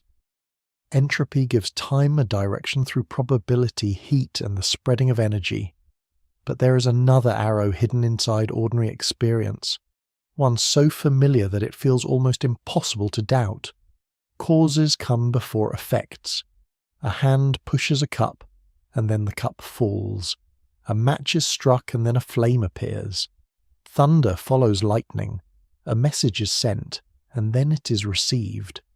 The order feels natural, almost built into thought itself. First something happens, then something else responds.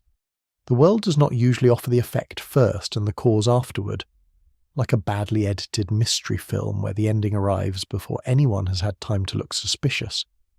This is the causal arrow of time. It is the direction from cause to effect, from influence to response, from signal to consequence. It is different from the thermodynamic arrow, but not completely separate from it. Entropy explains why heat spreads, and why broken things do not reassemble. Causality explains why events can influence later events, but not earlier ones, at least in the ordinary structure of the physical universe. For a long time, cause and effect seemed almost obvious. A thing happens because something made it happen. But modern physics sharpened this into something deeper. Causality is not just a habit of human thinking. It is built into the structure of space-time, and one of the central clues came from light. In the 19th century, James Clerk Maxwell brought electricity and magnetism together through what became known as Maxwell's equations. These equations showed that changing electric fields and changing magnetic fields are connected, and that together they can travel as waves. Light, in this picture, is an electromagnetic wave.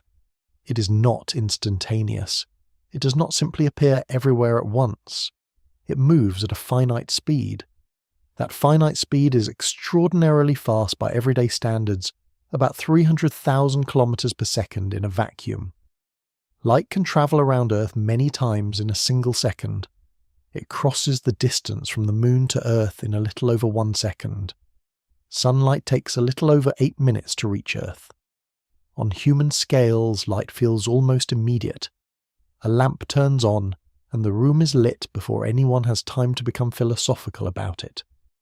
But across space, the delay becomes impossible to ignore. The finite speed of light means every observation is also a look into the past. When the moon is seen in the sky, it is seen as it was a little over 1 second ago. When the sun is seen, it is seen as it was a little over 8 minutes ago. When a nearby star is seen, its light may have travelled for years. When a distant galaxy is seen, its light may have travelled for millions or billions of years before arriving at a telescope. Astronomy is not just looking outward, it is looking backward. Albert Einstein made the speed of light central to the structure of reality with special relativity introduced in 1905. Special relativity begins with 2 key principles.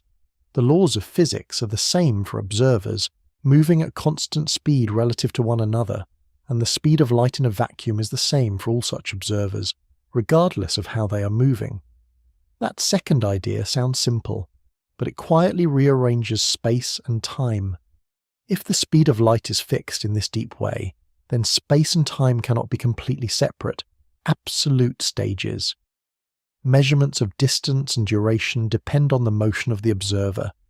Clocks can disagree, lengths can differ. Events that seem simultaneous to one observer may not be simultaneous to another. Yet special relativity does not make everything chaotic. It preserves something even more important: the causal order of events that can actually influence one another. This is where light cones become useful. A light cone is a way of describing which events can be connected by light, or by any slower signal. Imagine an event: a star exploding, a hand clapping, a message being sent, a pebble dropping into water. From that event, light can spread outward in all directions. Anything inside the future light cone could, in principle, be influenced by that event, because a signal moving at light speed or slower could reach it. Anything outside that region cannot be influenced by it yet, because no signal can travel fast enough. The past light cone works the other way. It contains events that could have influenced the present event. The light from a star that reaches an eye, the sound wave that reaches an ear, the earlier push that moved an object, all belong to the causal past. The light cone gives space-time an order. It says not merely that some events happen before others, but that only certain events can be causes of certain other events. This matters because, in special relativity, there is no universal cosmic clock ticking the same way for everyone. Different observers can disagree about the timing of distant events, but they cannot disagree in a way that allows an effect to come before its own cause, when the 2 events are causally connected. If one event can influence another by a signal travelling at light speed or below, their order is protected. Faster than light messaging would threaten this protection. In ordinary imagination, sending a signal faster than light simply sounds convenient, especially for anyone waiting for a reply from across the galaxy. But in special relativity, faster than light communication creates a serious problem, because different observers slice time and space differently. A signal that appears to travel faster than light in one frame of reference can appear, from another frame, to travel backward in time. With the right arrangement, messages could be sent into the sender's own past. Cause and effect would begin to fold into loops. That is why the speed limit of light is not just a rule about fast travel. It is part of what keeps causality stable. It helps preserve the order in which influences can move through the universe. Without that limit, the ordinary distinction between cause and effect would become dangerously slippery. A reply could arrive before the question. A warning could be sent before the danger existed. A person could receive tomorrow's apology today, which would be emotionally efficient but physically troubling. Causality also connects back to entropy, because signals and records are physical things. A message is not an abstract ghost floating outside nature. It must be carried by light, sound, electrons, ink, magnetic patterns, nerve impulses, or some other physical system. To receive a signal, something must change. A detector clicks, a screen brightens, a neuron fires, a memory begins to form. These changes involve energy, information, and often irreversible processes. A footprint records a foot because grains of sand were displaced. A photograph records light because photons changed a chemical film or an electronic sensor. A fossil records a once-living body because minerals replace tissues over long spans of time. A telescope records ancient starlight because incoming radiation interacts with matter here and now. Causes leave effects by making physical marks, and those marks usually form in the same direction as increasing entropy. This is why the causal arrow feels so closely aligned with the thermodynamic arrow. Effects become records. Records require physical change. Physical change takes place in a universe where energy spreads, information becomes embedded in matter, and the past leaves traces that the future has not yet made. Causality tells which events can influence which other events. Entropy helps explain why those influences leave durable marks in one direction. The order of cause and effect is therefore not merely a story told by the mind after events occur. It is woven into light, space-time, signals, and the physical creation of records. A flash is seen after light arrives. A sound is heard after a wave travels through air. A distant galaxy is observed as it was long ago because its light needed time to cross the expanding dark. Every observation arrives late. Every signal takes a path. Every effect belongs to a region of space-time that could be reached by its cause. The universe does not let influence appear everywhere instantly. It makes causality travel. So time's forward direction is not only found in cooling tea and spreading smoke, it is also found in the quiet discipline of light, in the boundaries of light cones, and in the way causes send their consequences outward through space-time. The past can affect the present because its signals have arrived. The future cannot yet do the same because its light has not reached the world. Time only moving forward does not mean time moves in the same way for everyone. That is one of the strangest turns in the story. The arrow of time still points from past to future. Broken cups still do not unbreak. Heat still flows from hotter objects to cooler ones. Causes still arrive before their effect when physical influence is possible. But the rate at which time passes is not universal. The universe does not contain one great master clock ticking evenly for every star, planet, spacecraft, atom, and sleepy observer. Time has a direction, but it does not have the same pace everywhere. Albert Einstein changed this picture with special relativity in 1905. The theory begins with a simple-sounding idea. The laws of physics are the same for observers moving at constant speed relative to one another. A person in a smoothly moving train, a person standing on a platform, and a spacecraft drifting through deep space should all be able to describe nature using the same basic laws, as long as none of them is accelerating. There is no special state of absolute rest against which all motion must be judged. The second principle is even stranger. The speed of light in a vacuum is the same for all such observers, no matter how they are moving. This does not fit ordinary intuition. In everyday life, speeds add and subtract easily. If someone throws a ball forward from a moving train, a person on the platform sees the speed of the ball combined with the speed of the train. Light refuses to behave like that. Whether a person moves toward a beam of light or away from it, the measured speed of that light in a vacuum remains the same. To keep the speed of light constant, space and time have to adjust. Distances can be measured differently by different observers. Durations can be measured differently too. Time is no longer an absolute background flowing at one shared rate. It becomes part of the physical structure of reality. This leads to time dilation. In clear terms, a moving clock can tick more slowly relative to an observer who is not moving with it. The clock itself does not feel broken. Anyone travelling with that clock experiences it normally. Their heartbeat, thoughts, blinking, wristwatch, and unfortunate need to answer emails all proceed in the usual way. But compared with another observer moving differently, less time may pass for them. This is not just science fiction decoration. It has been tested. In the Haffel-Keating experiment in the 1970s, atomic clocks were flown around the world on commercial aircraft, and then compared with atomic clocks left on Earth.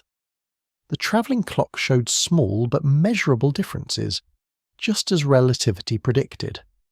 The differences were tiny, measured in fractions of a second, far too small for human senses, but atomic clocks are precise enough to notice what ordinary people cannot. Time had not passed at exactly the same rate for all the clocks. Special relativity deals with observers moving at constant speeds relative to one another. General relativity, published by Einstein in the early 20th century, goes further and includes gravity. In general relativity, gravity is not simply a force pulling objects through space. It is the curvature of space-time caused by matter and energy. A planet, star, or black hole changes the geometry around it, and objects move along paths shaped by that curved geometry. General relativity also predicts gravitational time dilation. Clocks deeper in a gravitational field tick more slowly than clocks farther away. A clock closer to Earth's surface ticks very slightly more slowly than a clock higher above the planet.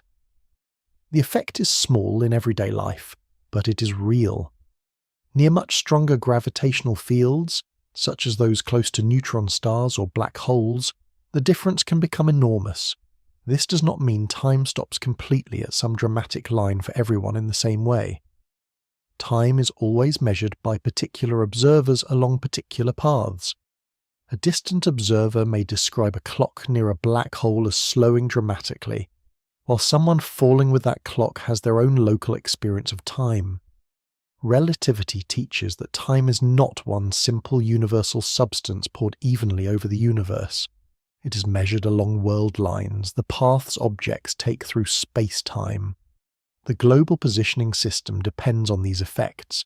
Satellites orbiting Earth carry highly precise clocks. Because they are moving relative to the ground, special relativity affects their timing. Because they are higher in Earth's gravitational field than clocks on the surface, general relativity affects them too.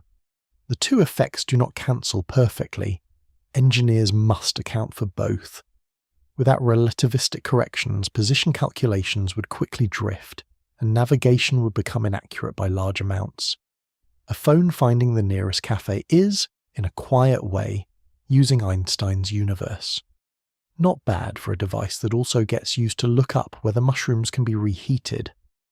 Hermann Minkowski gave relativity one of its most powerful forms by showing that space and time could be understood together as space-time. Instead of treating space as one thing and time as another, Minkowski described them as linked parts of a single, four-dimensional structure. Events do not merely happen somewhere. They happen somewhere and somewhen. The location in space and the location in time are both part of the event's place in space-time. This changes the meaning of past, present, and future. In ordinary life, the present feels obvious. It is where experience seems to sit. But relativity shows that different observers moving in different ways can slice space-time differently. Events that seem simultaneous to one observer may not be simultaneous to another if the events are far apart. There is no single universal now stretching across the entire cosmos for all observers. Yet relativity does not throw causality away. Light cones still protect the order of events that can influence one another. If one event can cause another by sending a signal at light speed or slower, observers may disagree about some measurements, but they will not disagree about which causally connected event came first. The order of possible influence remains stable. The universe may allow different observers to measure time differently, but it does not casually allow an effect to arrive before the cause that produced it. Relativity also does not by itself explain entropy's arrow. It does not tell why cups break, why heat spreads, or why memories point backward. Thermodynamics still carries that burden. But relativity changes what time is allowed to mean. It removes the idea of one cosmic clock shared by everything. It shows that time can stretch, slow, and depend on motion and gravity, while still keeping a forward direction along each observer's path. So time's arrow and time's rate are not the same thing. The arrow points from past to future, from lower entropy records toward higher entropy outcomes, from causes toward effects. The rate tells how much time passes along a particular path through space-time. A fast-moving spacecraft, a clock on a mountain, a satellite above Earth, and a clock at sea level can all move forward through time, while not agreeing perfectly on how much time has passed. That is the quiet flexibility relativity reveals. Time is not a universal river flowing at one speed for every shore. It is more like part of the shape of the universe itself, woven with space, bent by gravity, stretched by motion, and measured differently along different paths. Yet even in this flexible universe, the arrow remains. Clocks may disagree about duration, but broken glass still lies after the fall. Light still carries old messages across space, and every observer moves onward through their own narrow corridor from remembered past toward unknown future. Relativity makes time flexible, but it also opens a quieter and more unsettling question. If different observers can measure time differently, and if there is no single universal clock shared by the whole universe, then what exactly is the present? Everyday life treats the present as obvious. It is this moment, the one that seems to be happening. The past is gone. The future has not arrived. The present feels like the moving edge of reality, sliding forward second by second, carrying experience along with it. This feeling is so natural that it hardly seems like an assumption. It feels less like a theory, and more like the basic furniture of being alive. But physics has a habit of quietly rearranging the furniture. In relativity, space and time are not separate backgrounds. Hermann Minkowski showed that Albert Einstein's special relativity could be understood through space-time, a single four-dimensional structure in which events have both locations in space and locations in time. An event is not just something that happens somewhere. It happens somewhere and somewhen. A flash of light, a clock tick, a heartbeat, a star exploding, a message being sent, all have positions in space-time. This view leads to what is often called the block universe interpretation. In the block universe picture, past, present, and future can be viewed as parts of one complete space-time structure. Instead of imagining time as a river flowing and carrying the present along, this interpretation imagines space-time more like a whole landscape. Different moments are different locations within that structure. The past is not simply erased. The future is not simply absent. They are all represented within the geometry of space-time. That idea can feel deeply strange because it seems to clash with experience. Nobody experiences life as a finished block. A person experiences one moment after another. A song is heard note by note. A conversation unfolds word by word. A kettle boils, tea steeps, the cup cools, and the evening moves on. Life does not feel like wandering through a static map. It feels like becoming. The tension begins with the relativity of simultaneity. In ordinary thinking, two distant events either happen at the same time or they do not. There seems to be a universal answer, but special relativity shows that observers moving differently can disagree about whether distant events are simultaneous. Two flashes of light far apart in space may be judged as happening at the same time by one observer, while another observer moving relative to the first judges one flash to have happened before the other. This is not just a trick of poor measurement. It follows from the constant speed of light and the structure of space-time. Because light takes time to travel, and because moving observers divide space and time differently, simultaneity becomes relative. Events that are far apart and cannot influence each other directly may not have one agreed cosmic ordering for all observers. The universe does not provide one universal now, spread evenly across all of space. That is the part that challenges the usual idea of the present. If there is no single universal present shared by every observer everywhere, then the present may not be a basic feature of the universe in the way it feels from the inside. It may be a feature of a particular observer's path through space-time shaped by motion, gravity, memory, and physical interaction. The block universe is one way of taking this seriously. It says that space-time itself contains the whole pattern of events. A person's birth, childhood, breakfast, old age, and every quiet moment between are located along a path through space-time. That path is sometimes called a world line. The person experiences the path in order, but the full path may be described as part of the space-time structure. This does not mean that human experience is simply fake. The feeling of the present is real as an experience. Pain is real. Memory is real. Anticipation is real. The question is whether the moving present is a fundamental feature of external reality, or whether it emerges from how conscious systems process information along their world lines. Physics can describe events, clocks, signals, and space-time geometry. It does not, by itself, make the lived feeling of right now disappear like a badly timed magic trick. It is also important not to overstate the block universe. It is an interpretation of what relativity seems to suggest, not a simple laboratory result proving that the future is already fixed in every possible philosophical sense. Physics is powerful, but it does not settle every question about existence with one neat stamp and a tidy filing cabinet. The block universe follows naturally from many readings of relativity, but its philosophical meaning is still debated. One alternative view is presentism, the philosophical idea that only the present is real.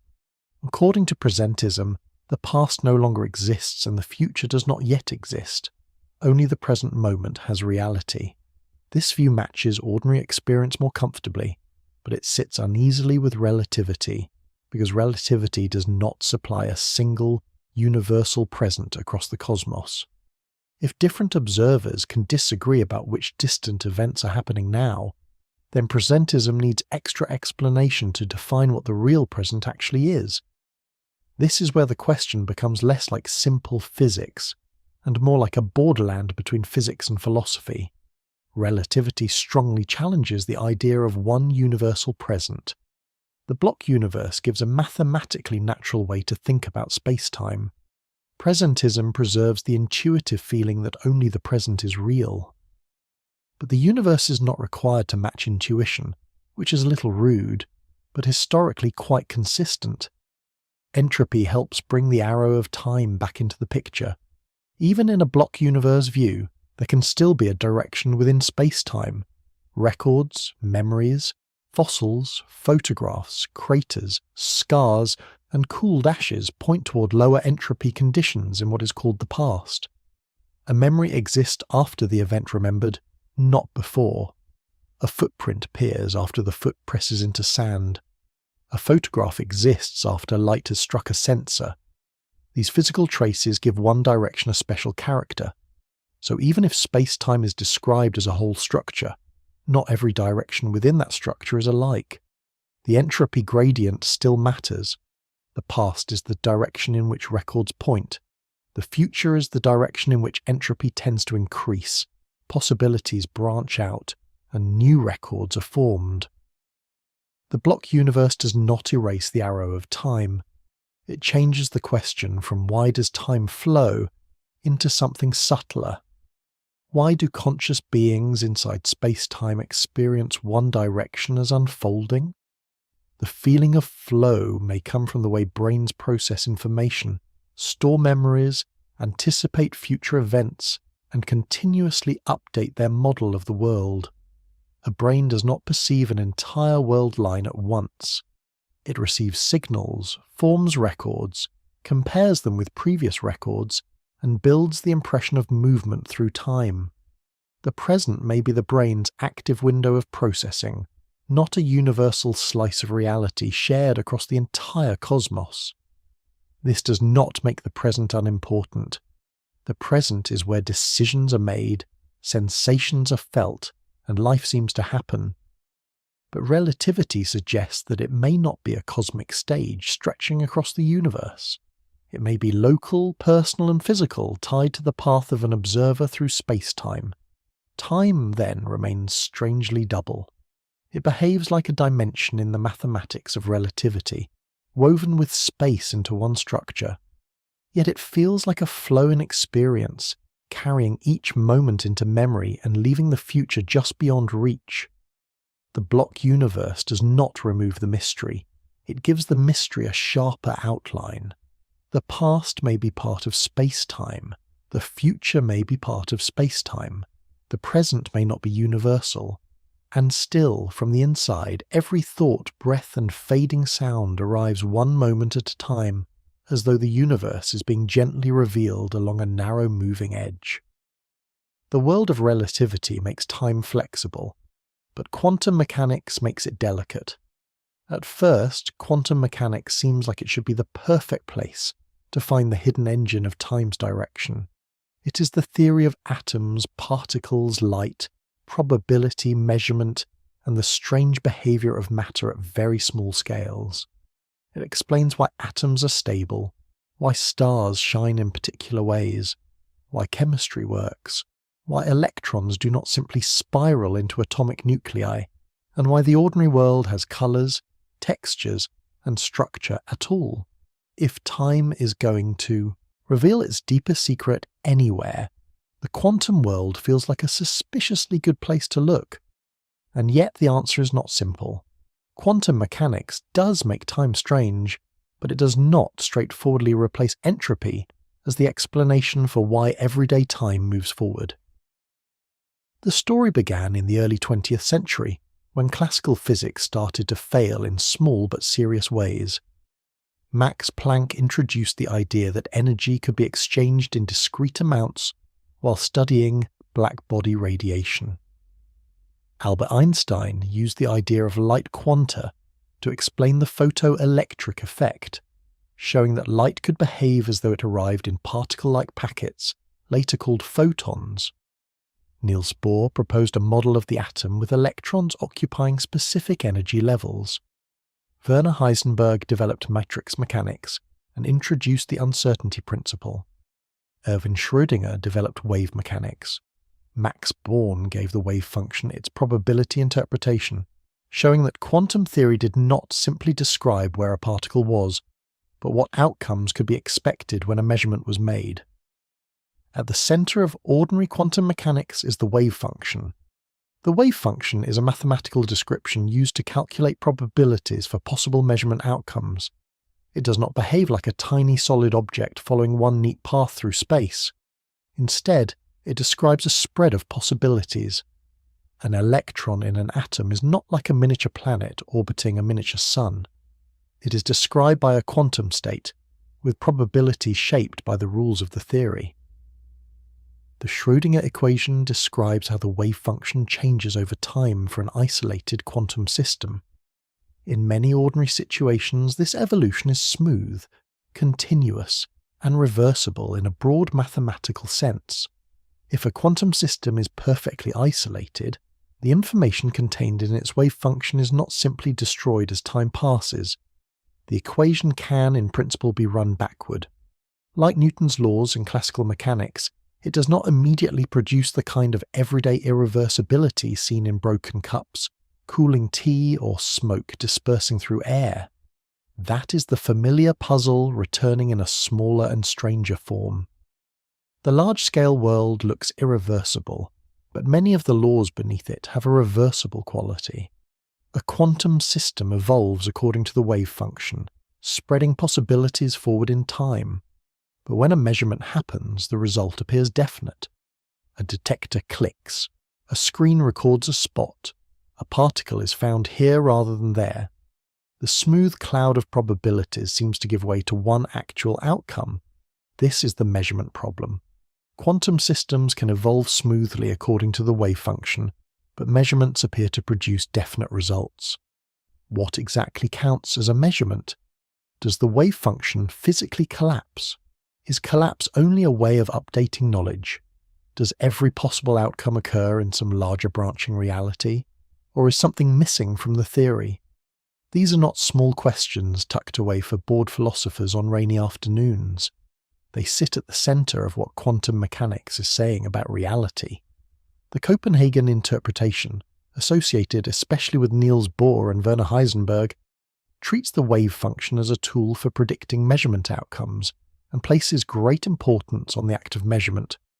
It was historically influential and remains important, but it is not the only interpretation. Other approaches include many worlds interpretations, pilot wave theories, objective collapse models, and more. Quantum mechanics is extraordinarily successful in its predictions, but its interpretation remains debated. The calculations work with almost rude effectiveness. The meaning behind them is where the universe becomes less chatty. This is where decoherence enters the story. Decoherence is a physical process in which a quantum system becomes entangled with its environment. In a perfectly isolated system, delicate quantum possibilities can remain coherent, meaning they can interfere with one another in distinctly quantum ways. But real objects are almost never perfectly isolated. They interact with air molecules, photons, heat, vibrations, surfaces, and countless surrounding degrees of freedom. Information about the system leaks into the environment. As that happens, fragile quantum interference becomes effectively inaccessible. The system begins to look classical, not because quantum mechanics has stopped applying, but because the relevant quantum relationships have spread into a vast environment. A dust grain in sunlight, a measuring device, a warm object, or a living body is constantly interacting with its surroundings. These interactions make delicate quantum superpositions vanish from ordinary view extremely quickly. The everyday world becomes definite-looking because its quantum information is continually dispersed. Heinz-Dieter Zie was one of the key scientists who developed the idea of decoherence. Wojciech Zurek later made major contributions to decoherence theory and quantum Darwinism, an idea that explores how certain stable states become repeatedly recorded in the environment, making them effectively objective to many observers. In simple terms, the environment does not merely disturb quantum systems. It can also act like a vast recording medium, spreading information about some states more robustly than others. This helps explain why the world looks definite. A table looks like it is in one place because information about its position is constantly being scattered into light, air, and surrounding matter. Many observers can see the same table because the environment carries consistent records of it. The table does not need to announce itself personally. Photons do a lot of the publicity work.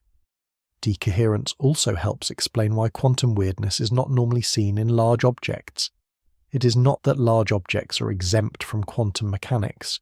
They are made of quantum things. But they are so strongly connected to their environments that delicate quantum behavior disappears into the wider world almost instantly. The possible alternatives no longer interfere in a noticeable way. The classical-looking world emerges from quantum rules through constant interaction and information spreading. But decoherence does not solve every philosophical question about measurement. It explains why interference between alternatives becomes practically unavailable and why the world appears classical. It does not by itself tell every interpretation exactly why one particular outcome is experienced rather than another. Some interpretations say decoherence explains the appearance of collapse. Others say it is part of a larger story. The important point is that decoherence gives a physical mechanism for why the quantum world becomes the definite world of records, instruments, tables, footprints, and memories.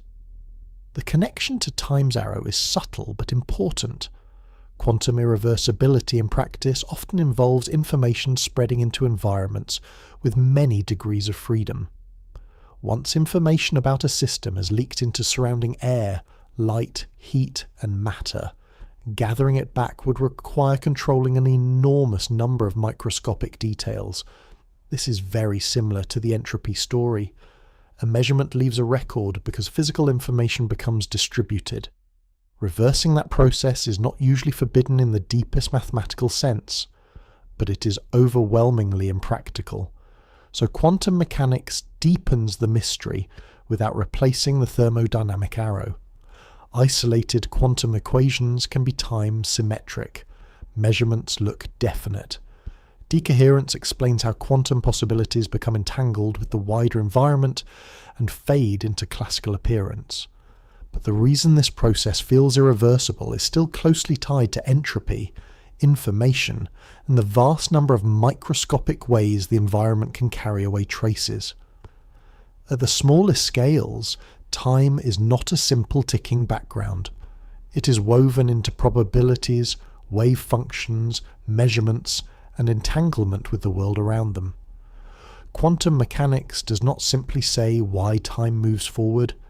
Instead, it shows how deeply the forward direction is tied to the creation of records, the spreading of information, and the quiet impossibility of ever gathering the whole universe back into the exact delicate state it had before.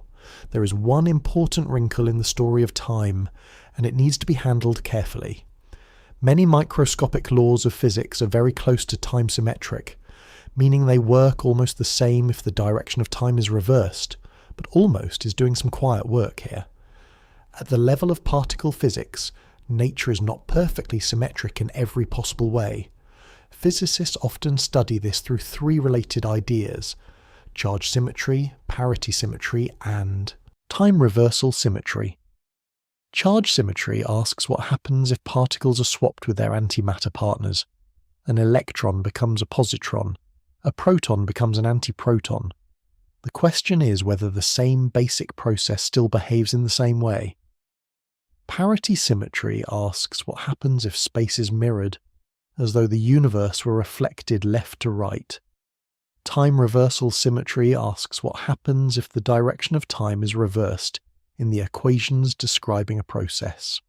For a long time, physicists expected some of these symmetries to be more reliable than they turned out to be. Then experiments began to reveal that the microscopic world has tiny preferences of its own.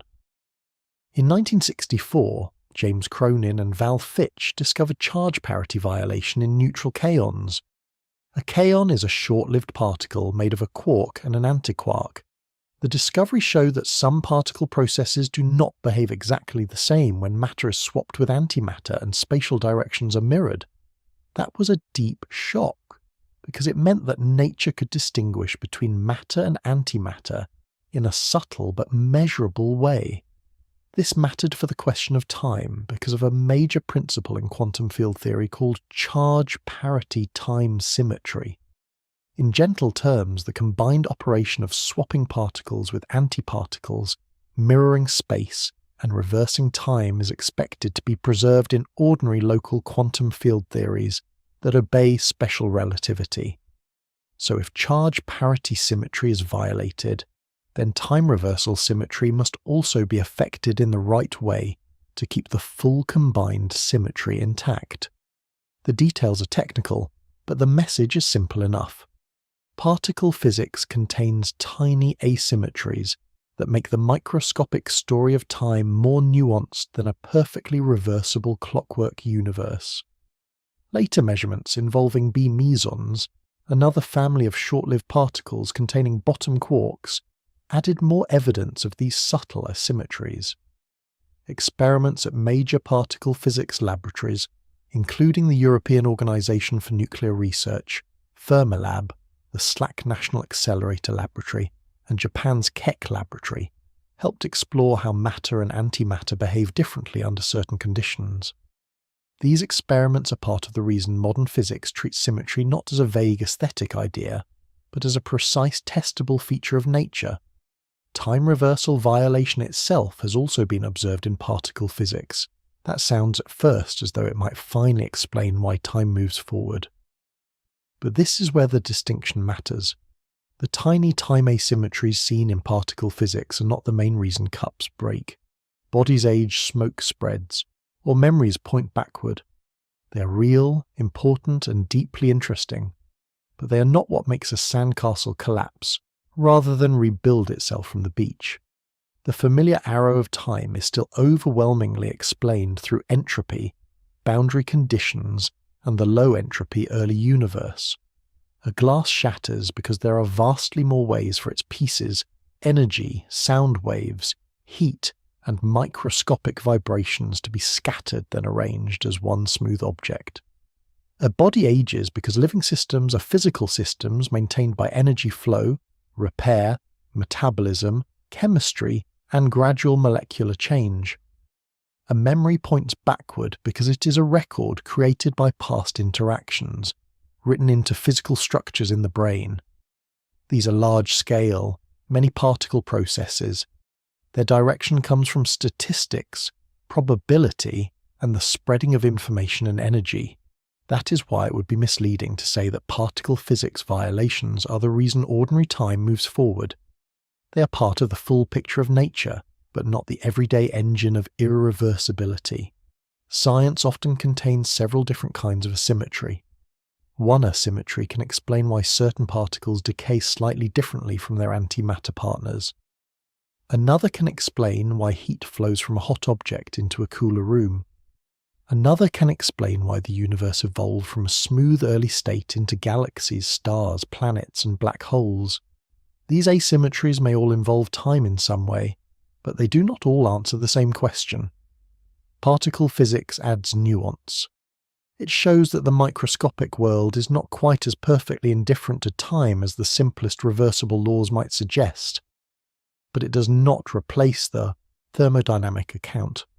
The main reason everyday life has a forward direction is still that the universe began in a special low-entropy condition, and enormous numbers of particles have been moving toward more probable arrangements ever since.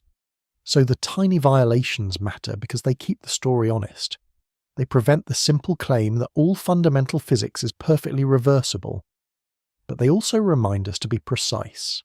The time asymmetry that nudges certain particles is not the same as the arrow that carries broken glass, cooling tea, fading smoke, aging bodies, and remembered yesterdays steadily in one direction. The past feels different from the future for a very simple reason. The past leaves traces. A person can remember yesterday, but not tomorrow. A childhood room, an old conversation, the smell of rain on warm pavement, a face once seen every day, all of these can return as memory. The future can be imagined with great confidence or great nervousness, depending on the day and the amount of caffeine involved, but it cannot be remembered. It has not yet made a mark. This is the psychological arrow of time. It is the direction in which experience seems to move, from remembered past into unknown future. It feels private and internal, as though it belongs only to thought. But memory is not floating outside physics. It is built from physical processes. A brain remembers because matter changes. Memory formation involves changes in neurons and synapses, the tiny junctions where nerve cells influence one another. Signals pass through networks. Chemical and electrical activity alters the strength of connections. Patterns become easier to reactivate. Donald Hebb helped shape one of the most famous ideas in neuroscience, often summarized as neurons that fire together wire together. The phrase is simplified, but the core point is useful. Memory depends on lasting physical changes in the brain, not on a magical window looking directly into the past. That makes memory part of the same universe as photographs, fossils, tree rings, ice cores, written words, crater marks, worn footpaths, and cooled ashes. A photograph exists because light interacted with a sensor or film. A fossil exists because biological remains were buried and altered through geological processes. A tree ring exists because growth conditions changed across seasons. An ice core traps bubbles and chemical traces from ancient atmospheres. A crater records an impact. A scar records a wound that came before healing. None of these records float free from matter. They are physical marks left by earlier events. This is why records point backward. A footprint records a foot that pressed into sand earlier. Smoke records a fire that burned earlier. Cooled ash records wood, paper, or some other material that once carried chemical energy and released it as heat and light. Starlight arriving from a distant galaxy records the state of that galaxy when the light began its long journey. The signal arrives now, but the event it carries is old. The universe is full of delayed messages. The future is different. Future events may be predicted, but they cannot yet be recorded in the same way. A weather forecast can estimate tomorrow's rain using measurements, models, and probability. A doctor can estimate health risks from biology and statistics. Astronomers can predict eclipses with extraordinary accuracy because celestial motion follows reliable laws. But prediction is not memory. A prediction uses present records and known patterns to estimate what may happen. A memory is a physical record of something that already did. Information itself is not separate from thermodynamics. Rolf Landauer made this connection especially clear through Landauer's principle, which states that erasing information has a physical cost and must release heat into the environment. The exact technical details belong to information physics, but the central idea is beautifully important. Information is physical. It must be stored in something, processed by something, and changed through physical interactions. A memory in a brain, a file on a computer, a word printed on paper, and a groove in an old record all require matter arranged in a particular way. This links the psychological arrow of time to entropy. Events leave records because energy flows, matter changes, and information becomes embedded in physical systems. Making a record is not a ghostly act. It involves irreversible processes. Light is absorbed, molecules rearrange, neurons alter their connections, rock is fractured, ice is layered, ink dries, sand is displaced. The world keeps traces because interactions change things. Every remembered past therefore sits inside a universe where entropy gives events a direction. A person remembers the broken glass after it falls because the fall left physical consequences. Sound, scattered fragments, visual signals, neural changes, and perhaps a tiny emotional note labelled "Be more careful" near the edge of the table. The memory points backward because it was created by an earlier event. The future has not yet had the chance to create such records. The feeling of time moving forward is not only a mental habit, it is grounded in the way physical traces form. Old photographs fade, paths become worn by repeated steps, ashes cool after a fire. Ancient light arrives from galaxies whose younger forms no longer exist in the same way. A mind looks backward, because the universe is written backward, pointing evidence into matter. The past seems fixed, because it is surrounded by records. The future feels open, because it has not yet left its marks. The future feels open, because it has not yet left its records. From the present moment, many possible futures may still be compatible with what exists now. A cup resting near the edge of a table might stay where it is. It might be moved safely away. It might fall and break. Someone might notice it just in time, perform a small heroic rescue, and then feel disproportionately proud for the rest of the evening. The present contains possibilities. It does not contain one visible record of which of those possibilities has already happened, because none of them has happened yet. The past feels different. It is constrained by traces. A broken cup on the floor records a fall. A cooled mug records heat lost into the room. A scar records earlier injury and repair. A photograph records light that once arrived from a scene. A fossil records a living thing that existed long before any human thought to name it. The past can still be uncertain, because records can be incomplete, damaged, misleading, or hard to interpret. But it is not open in the same way the future feels open. It has already pressed itself into matter. This is why prediction is not the same as memory. The future can be estimated using laws, models, probabilities, and present evidence. Weather forecasts use measurements of air pressure, temperature, humidity, wind, and computer models to predict what the atmosphere may do. Astronomers can predict eclipses because orbital motion follows stable gravitational rules. Doctors can estimate risks from biology, statistics, and medical history. These predictions can be very powerful, but they are not memories. A prediction points forward from present information. A memory points backward from a physical record. Physics does not give one simple answer, saying the future is already written in the everyday sense. Classical mechanics, in its older deterministic form, suggested that perfect knowledge of a system might determine both its past and future. Relativity describes events within space-time in a way that can make past, present, and future look like parts of a larger structure. Quantum mechanics introduces probabilities, measurement puzzles, and different interpretations that do not all speak about the future in the same philosophical language. Philosophy adds still more caution, because questions about what real means for the future are not settled by one equation or one tidy sentence. What physics does show very clearly is that time's forward direction is deeply connected to entropy, records, causality, and the special condition of the early universe. The future feels open partly because there are many possible higher entropy outcomes compatible with the present. The past feels fixed because existing records narrow the possibilities of what could have produced them.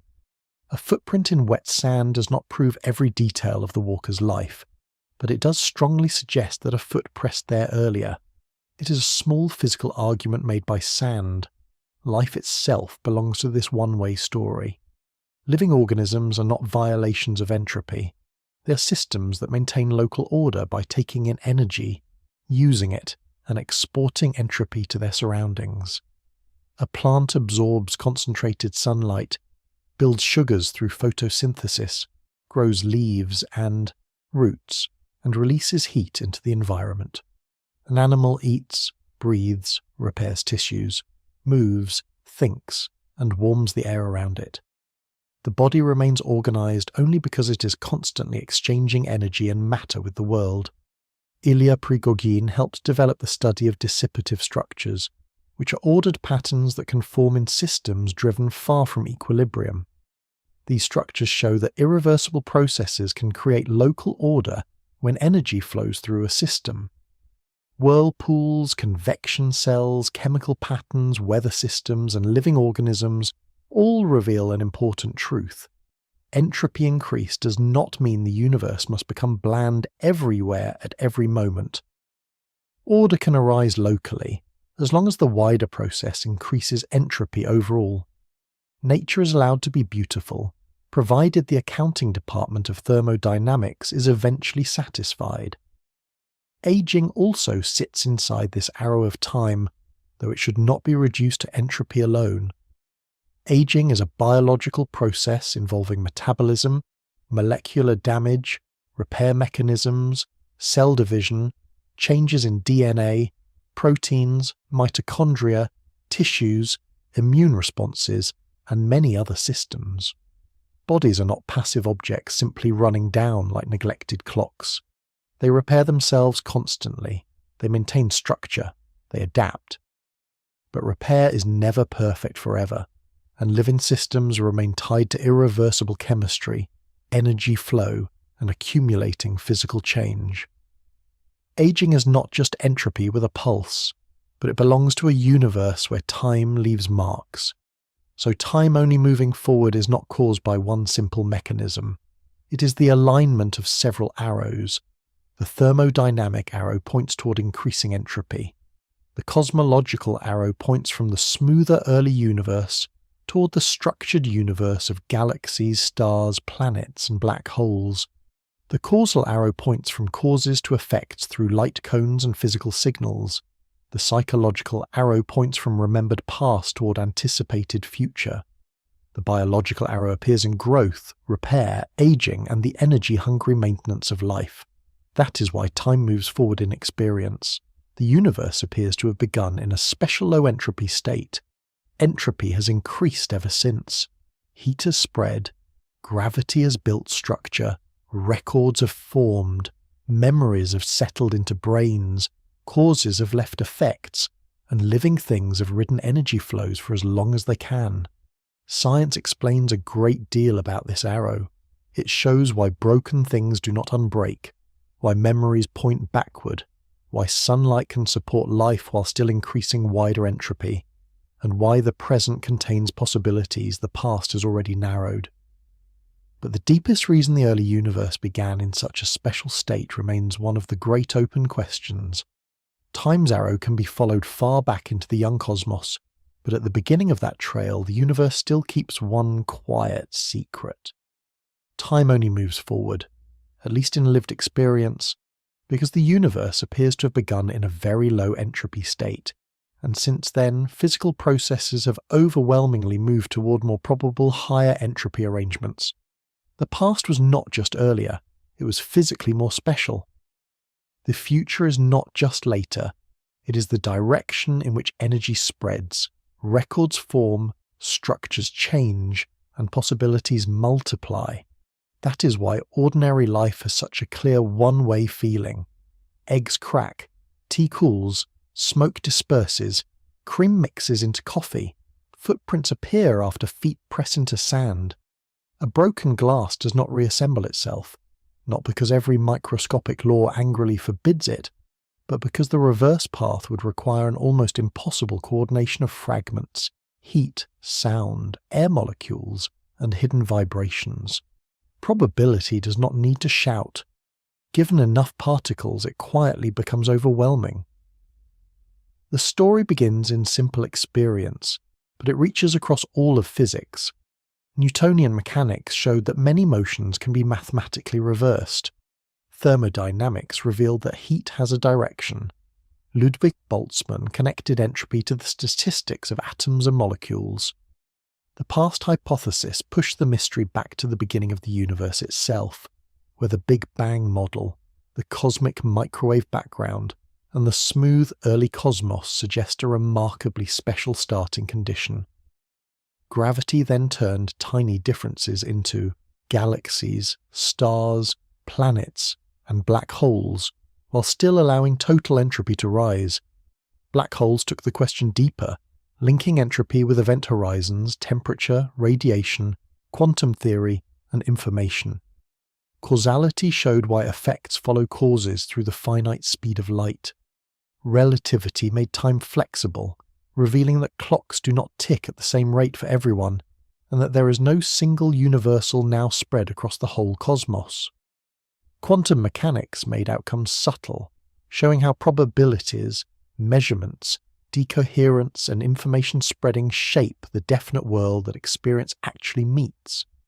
Tiny particle asymmetries added nuance, but they did not replace entropy as the main explanation for everyday time.